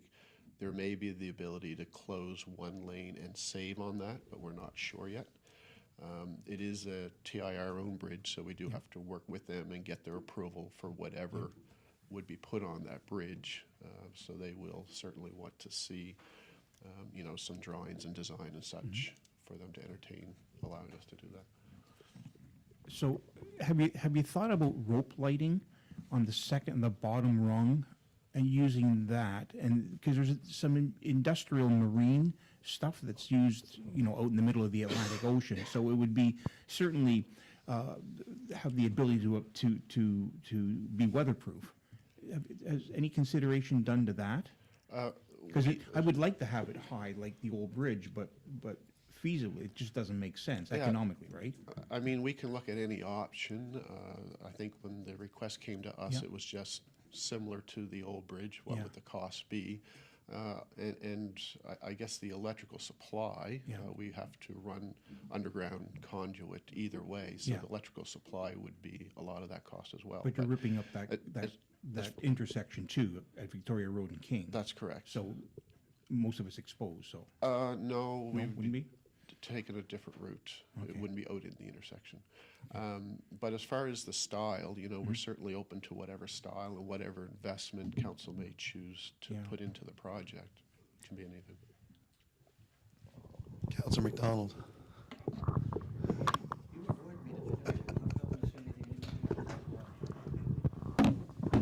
So the lights that are on the old bridge, they kind of dress up a new look to the downtown, and really, they just add a little sparkle. It's my understanding, I'm not incorrect in saying that in future plans, other parts of King Street would be renovated. Is that kind of a future down the road thing? Would it make sense to look at those extra little touches when that area of town has been fixed up and has kind of developed its own personality, and then you add the finishing touches to it?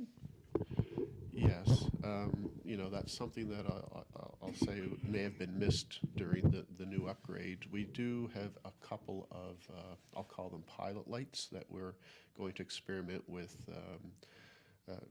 I think that perhaps the downtown committee may have put in the string lights that are in the trees that we're going to remove because they're actually damaged in the trees and they haven't worked for quite some time. But we have some other types of light, different styles, different colors and stuff that we're going to pilot and see if there's something we can do. But certainly in future upgrades, that is something that should be considered. Councilor Thorburn. Yeah, well, when we looked at the old bridge when Harlan was there, the first lights we put on actually were below the bridge. But the only time you could see them when you was on the new bridge looking down the river or coming to town. And we did get permission from the Nova Scotia Department of Transportation and Infrastructure Renewal now to put them up in engineering, and we did get some funding for those lights. So if you want them visible, then they should be high up on the bridge to complement what's on the other bridge, and to put them down low or underneath, I think it's not the biggest bang for your buck. We Just most my likely, opinion. if they're reachable, vandalism would be a concern as well, but. Councilor Graves. That's why I suggested like an industrial rope light. There's no sharp surfaces or. So the other question is in regards to the trail. So the trail follows the south side of the Michelin property line. I mean, the east side of the Michelin property line, correct? That straight line from York Street, when you're kind of going down York, turning right, and you see that kind of that long, that's the spur, trail. that's the spur line. Yeah, okay. Yes, for So then- Michelin. So then the other trail to get to the LCLC, is that the one that was talked about connecting 902 Athletics as well? Is that the trail that you're talking about? Yeah, it's from the skate park to the LCLC, and I'm not sure if there was an interconnecting to the informal. Okay. Because at one point there was talk about, as I understand it, connecting 902 Athletics to the LCLC. So the whole thing should be done together, shouldn't it? Is the question. It's an option. I think the cost estimate was only between the skate park to the LCLC and not another separate trail to the adjacent property. But if I may, for those people on the LCLC board, wasn't it talked about that bringing customers or clients from a 902 to the LCLC, there was the opportunity to a joint membership in terms of swimming and other? But I would also say that those two properties attached to one another. Yeah, I'm trying. Those two properties abut each other, so if the trail was on the corner of the skate park, in essence, you've got the same Okay, I thing. don't know the property, it just, okay. As long as it's under consideration. Any other questions or, it's back. Any other questions or comments on the budget? Councillor Thorburn? Yeah, do we have a figure now we can put into paving? Because I was hoping that anything that we had saved from moving and cutting, that we'd have additional funds for the paving, and that's what I'd like to see. So what's that number now? So you did, you went from 4.391 to 4.135 last March, 2 weeks ago, when you looked at this originally. So you saved a couple $100,000. $256,000. Yeah. Now, so what that did is it reduced the amount that you had to borrow, because everything you cut reduced your borrowing cost. So what we're saying is if you want to add back money in for payment renewal, you can either use gas tax reserve to do that. So we have about 300 and some thousand in gas tax. Almost 300,000, but project and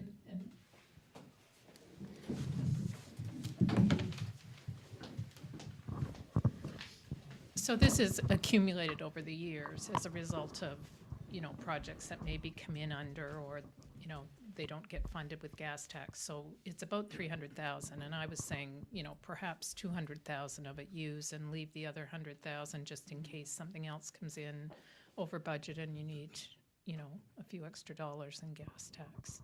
So, and certainly we've used gas tax to fund the pavement renewal program in the past. In fact, that's why we call it pavement renewal now instead of pavement management. So you could use that extra 200,000. And the other thing I wanted to remind you is that the current budget shows borrowing, I think it's $1,084,000. But recall that there's some borrowing that we're not going to have to do from last year, about $515,000. So it's not, it's not a new $1 million. It's a new, maybe $600,000. That's gonna be my question. Okay. But just there has been funding approved in the budget just came out last week. Yes. And it's my understanding that's going to, they're going to put a rush on that. Yeah, I think the mayor had talked to our MP, and she said a date hasn't been selected yet. I was reading something today on FCM's website that said it was $2019 $20. So it'll come obviously after April 1. But yeah, we're not too sure exactly when. But if we get that gas tax in, you can make a decision about, do you want to do some adjustments and borrow less and use that gas tax, or do you want to put that into reserve? Or And it will depend on whether the projects we have are eligible for gas tax as well. If we're able to use it all in 1 year, we may not be able to, so. Councillor Thorburn? 2 or 3 supplemental questions. Number one, if I read Don correct, so that's roughly $200,000 we could add to our paving budget for the 2019-2020 season. Yes. But Larry, did we also not have some paving money in our operational budget? And that, I believe, is $200,000? Another 200,000. So that in total would give us $800,000 with our paving, which we desperately need. And I think we should move forward with that. Any other comments or? Just direction, I believe. So how does everybody feel with those Councillor Graves? Sorry. So how's the snow budget this year? Just curious. How's it looking? We are looking at some savings. I don't have it right at my fingertips, but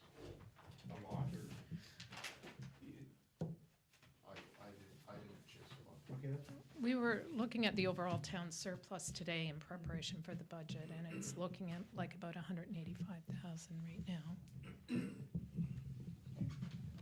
Councillor Fisher? So I know the cost estimate of the bridge lighting wasn't in this. Are you looking for direction from us as to whether we want to include it in the budget? And the trail money as well. Trail money would be an additional 10,000 and 10, so. 10 and 40. Yes, and then paving, if you want to add additional money into that. So do you want to take them one at a time? Okay, so, sorry, And, Don. and just that this is not, you're approving these. This is, we're producing a document at the end of the week. So if there's any direction here tonight, we'll just reflect that in the document. And then if you want to make further changes, you can certainly do that during budget debate. Okay, so, sorry, Councillor Graves. So just in regards to the bridge lights, I think that we should look at rope lighting, industrial, get a cost on it. And if it's $200 and it's going to look awesome, then it is. Do you know what I mean? I think we should have something to compare it to. We've got a $40,000 cost, which is, it sounds high-end and it sounds great, but if we can get something considerably less expensive that connects all the dots and checks off all the boxes, then why not, right? And then it's just... So I guess the question is whether council would like to add something, give direction to add something to the budget tonight, or leave it out. Right, so one at a time then. Let's deal with the lights. How do you feel about the lights on the bridge? That item. Councillor Fisher? I would just like to know if there was other products that were cost options, such as maybe solar lights, as Councillor Graves said, rope lights. I just was wondering if there's any other cost comparisons that we could look at for options. Sure. So I think, if I understand it, if we give you direction to include the lights, then those other options will be explored? Yes. Potentially, Yeah. okay. So how do we feel about the lights? So I wouldn't pay 40 grand, but I wouldn't pay 40 grand, but I would pay something less.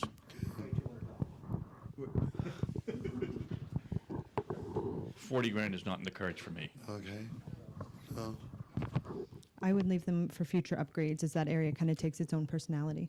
okay, good. So they're out. Trail to the LCLC from the skate park, 10,000. So the kids do have the option of walking down the side, and that would save us 10 grand, right?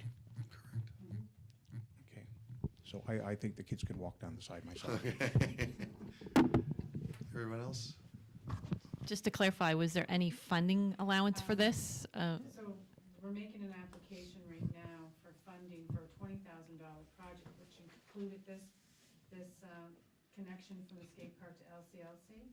So the ask was, Michelin was giving 5, and Michelin was giving 5, and we were looking at around 6,600 from the province. So if we don't do this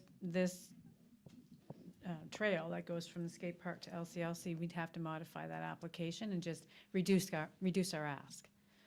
So it's $9,000 for the Mission Trail Plus? It's $10,000. I believe it's $10,000 in Yes, your it's capital 10. budget, And we're saying if you add this other trail piece on, it's another $10,000. Funding would be, from the province, we're looking at $6,000. I'm assuming the Michelin contribution would just be for the spur line piece, right? They were going to do that regardless. So it's not a lot of funding for, no. Kids can walk. Michael, anyone else? What would you like to do with the trail? I actually do. Well, Dawn does. Actually, according to her numbers, if it's $20,000 package and we're getting $9,000 in grants, we're only talking $11,000 for both of those trails. Is that correct? We're getting 11,000 in grants is what we're applying for. Yeah. But what we're saying is that's based on a $20,000 project, which includes both Both trails. So if we eliminate one of the trails, our ask to the province is going to be lower. Yeah, I understand that. Yeah, so it's but- not going to be, so you can put it in conditional upon getting that funding. So if you get $11,600 in funding in total for that $20,000 project, then you're paying $8,400. Yeah. And I'm okay with that. So we could make it contingent. Yeah, I can live with that because, you know, that skate park is, matter of fact, the other day I saw them up there shoveling snow off it. And it's well used, and I don't know what washroom facilities they use, but unless it's 902 Athletics where they go, well, then they must go down through the LCLC. So I can live with it if we get that funding. I'd like to see it stay in. I think most of these users are not welcome on the streets. It's against the Motor Vehicle Act. So the more direct access we can provide to them, the less issues that come up later. I think that spur line is rock. So if they're on skateboards, chances are they're going to get on the road. And then we've just got a different issue. And I think it's a group of people from those who have spoken to, many of them have never been in the LCLC. So getting those users in there to get a drink or go to the washroom and making them feel a little more comfortable and familiar with the facility, I think is a positive thing. And I don't think that we're really having any issues with surrounding businesses, but making sure that we're giving them a direct line and access to those services and not putting any pressure on the surrounding businesses is important as well. Nick, go ahead. Just regarding the trail from skate park to the LCLC, there are a couple other components that I think council should be aware of. There are some informal trails within that area, so that water course forms the property boundary between the town property and the LCLC property. So from 902 Athletics, there's an informal path going back, and from Small World Daycare, there's an informal paths through that area, and they're crossing that brook, that water course, on sort of a makeshift bridge. So part of this trail includes a proper span across that bridge to allow for safe access. They're using our lands to access the rear of the LCLC. It'd be nice to allow them to do that in a safe way. Also, it connects the skate park directly with sort of barrier-free access to the Centennial Trail. So when you are using the sidewalk on North Park Street from the skate park to get to the LCLC, you're at the front door. And then you're walking downstairs to get to the back parking lot, to Cook Road, and then that little trail connection out to the Centennial Trail. This trail connection would actually lead you to the back doors and onto the concrete path and trail that goes directly out to the Centennial Trail. So I just wanted to mention that. Thanks. Councilor Frazier, you leaving it in? I'm in favor of the connecting trail. Okay. Leave it in. All right. Anything else you need from Pavement us? management. Pavement. I thought we already. Renewal, what was I thinking? Renewal, 200,000. In or out? In. And gas tax? Good. All right. You'll make it so. All right, that was it for the budget items. We'll move on to 10.2, Policy 57, which is a low-income tax exemption proposed revision, sorry.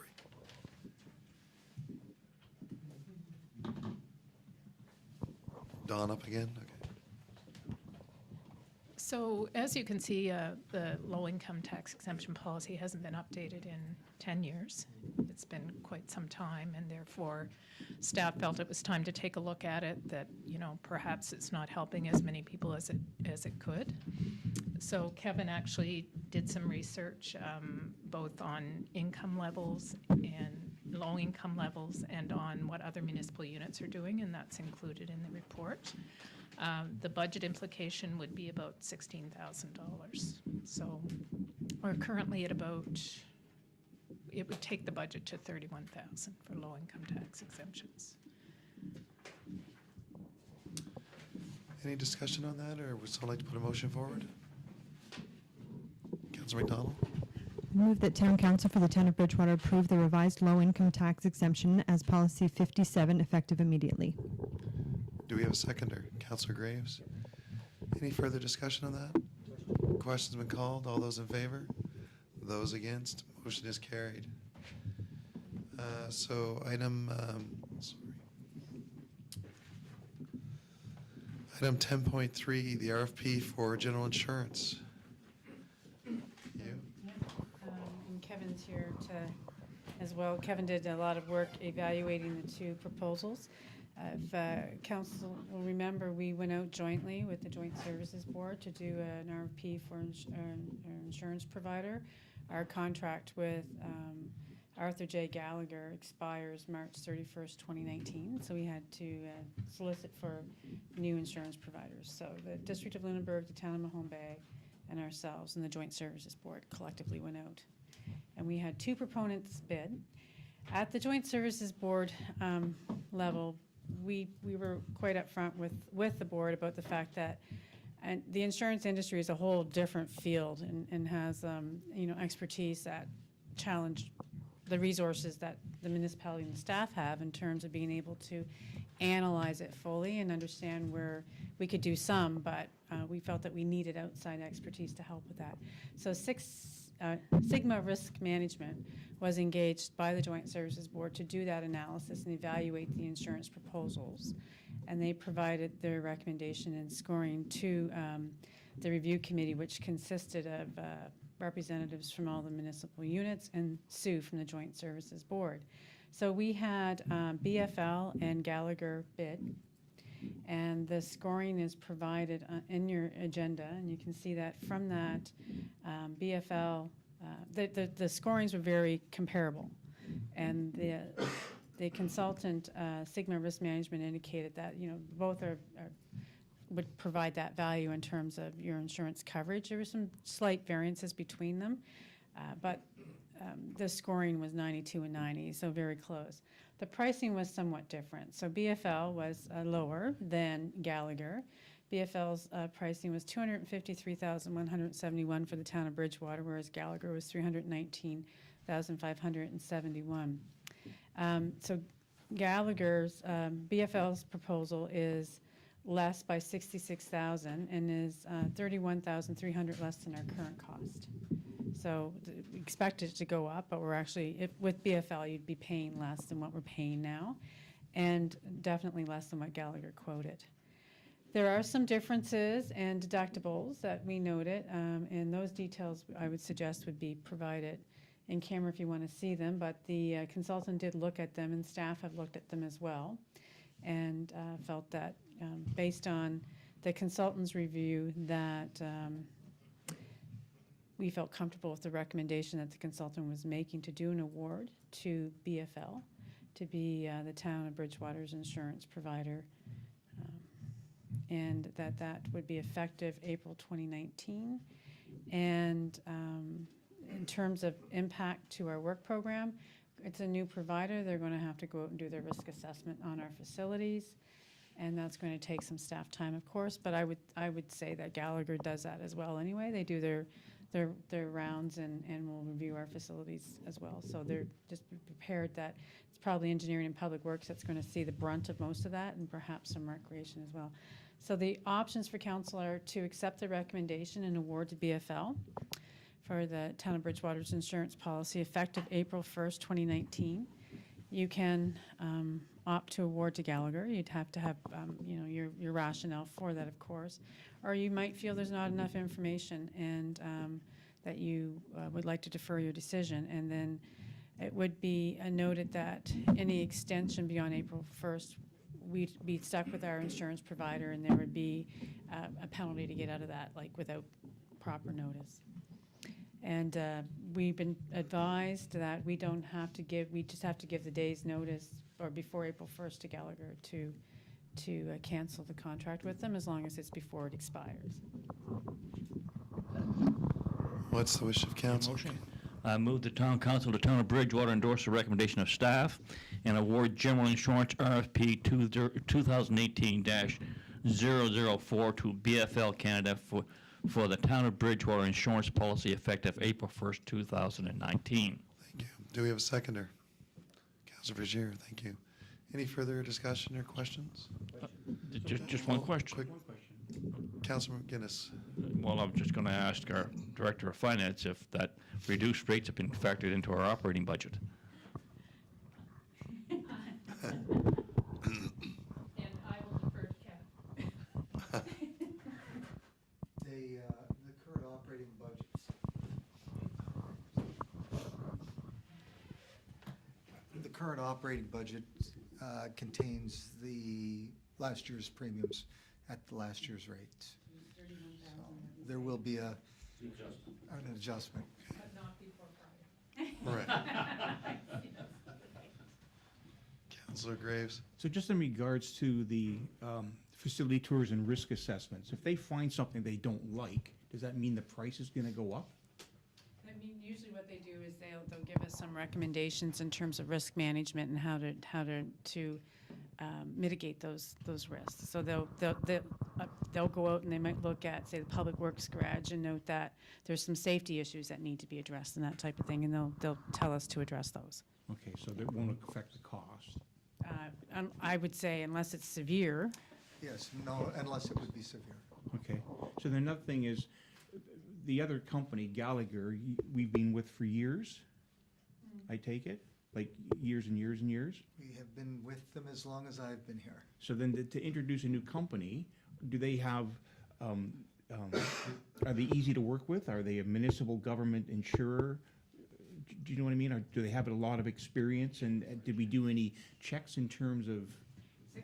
Our consultant, we just forgot the name, Sigma Risk Management did take a look at them, and they did have to provide that information within their proposal.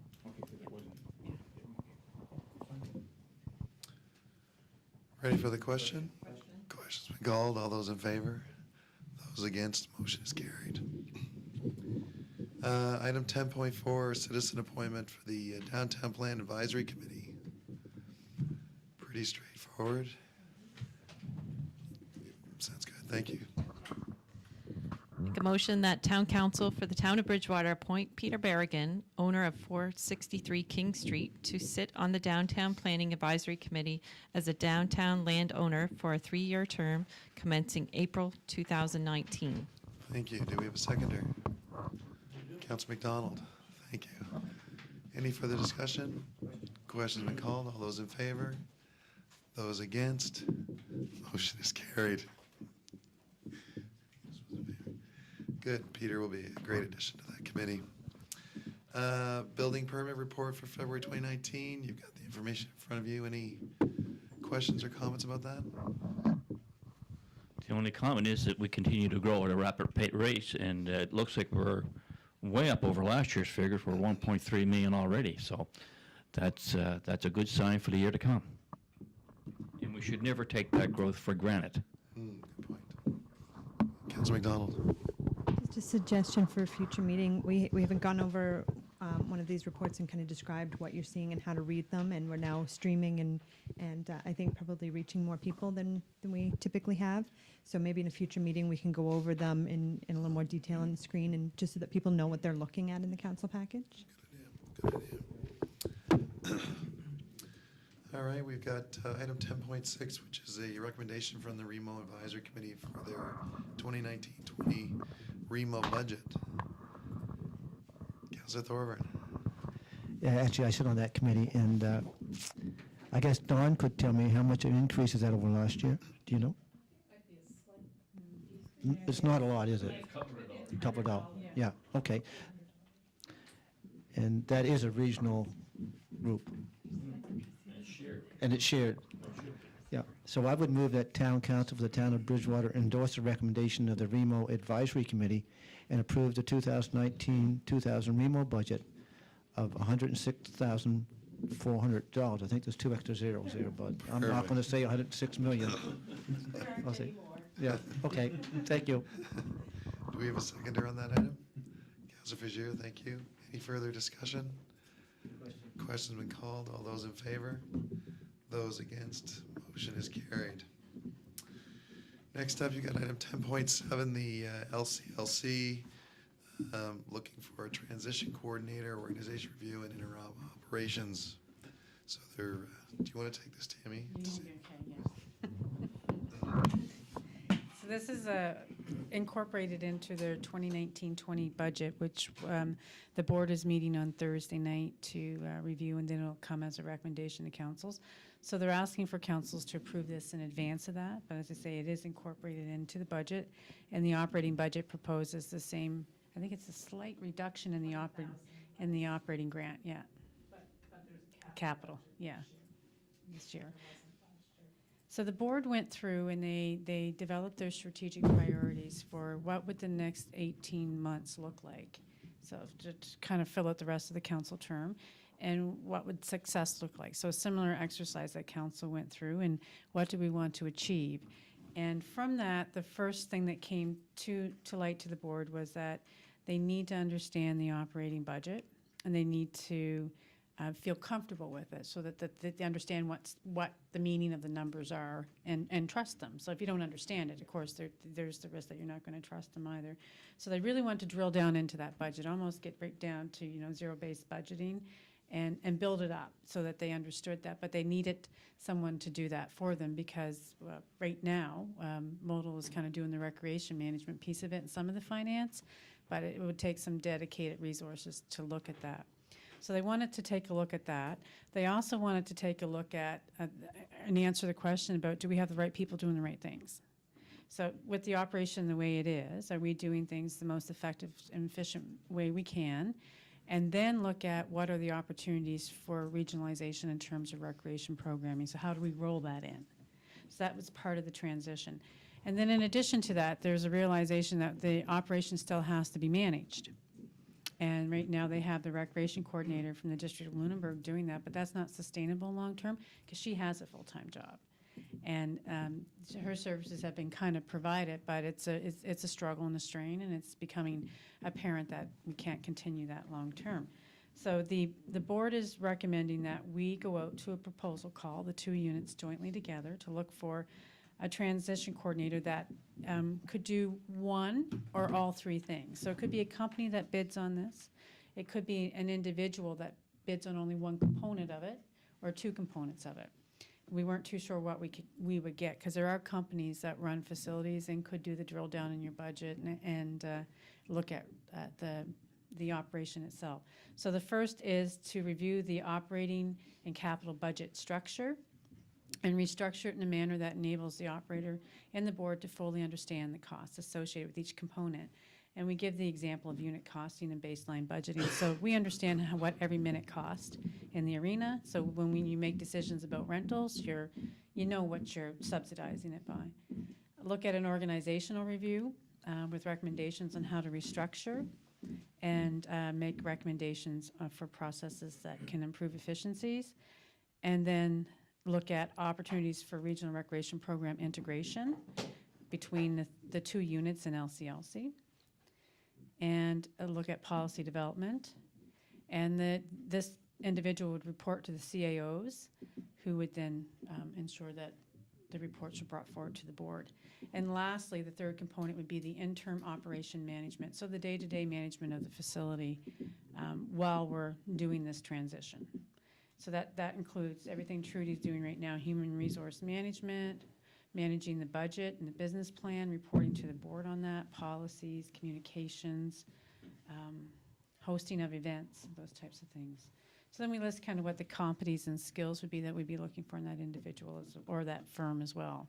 So as I said, it could be they bid on all three, they bid on one. We won't know until we go out to see what we get, and then we'll do an evaluation from there. So we'll be clear in the proposal call that, we may just choose to award one part to one proponent and another to another, and so that we're not guaranteeing the entire scope of work to one person or one firm. And so that's what the board is recommending to the two councils to approve. And I can advise that the District of Lunenburg considered it at their policy and planning committee, and they're quite comfortable with it. Councillor Thorburn. That was my question, that MODL is going to approve the same motions that we're approving tonight so that we're on the same page? Okay. Councillor McGinnis. And it's my understanding it's only a one-year term? Yeah. We hope to get it done. Any further discussions or questions? Councillor McDonald. In breaking it up so that a firm or an individual can bid on one component or all three, if you had three, if it was broken up into three components, say, does that make sense? Could you have one, could it actually increase costs because all three are essentially going to go back and look at certain pieces of the organization 3 times?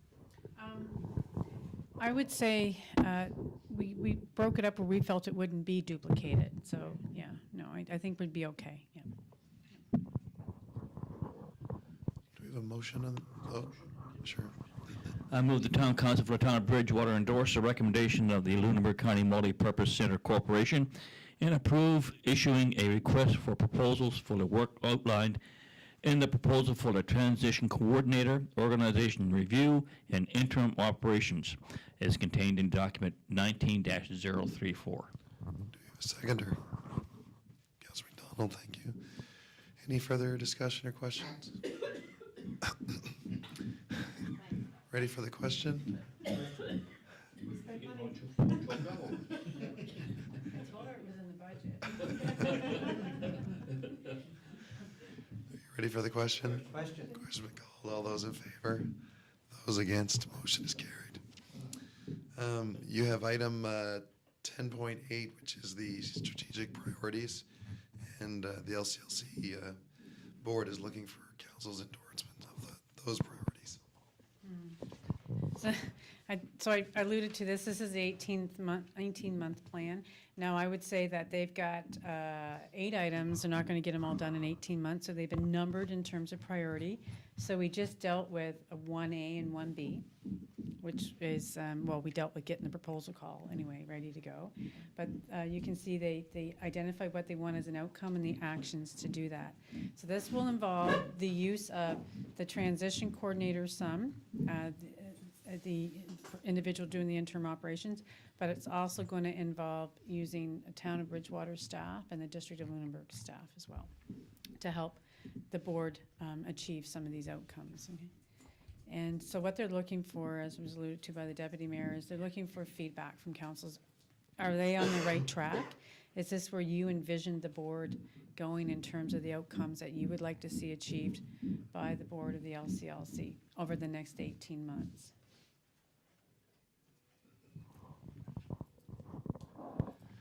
Any discussion on that item? If not, we could put a motion on the floor. Yes, Your Worship, I move that Town Council of the Town of Bridgewater give its endorsement of the finalized strategic priorities of the Lunenburg County Multi-Purpose Center Board for 2019 to 2020 as presented in document 19-035. Do we have a seconder? Councilor Frazier, thank you.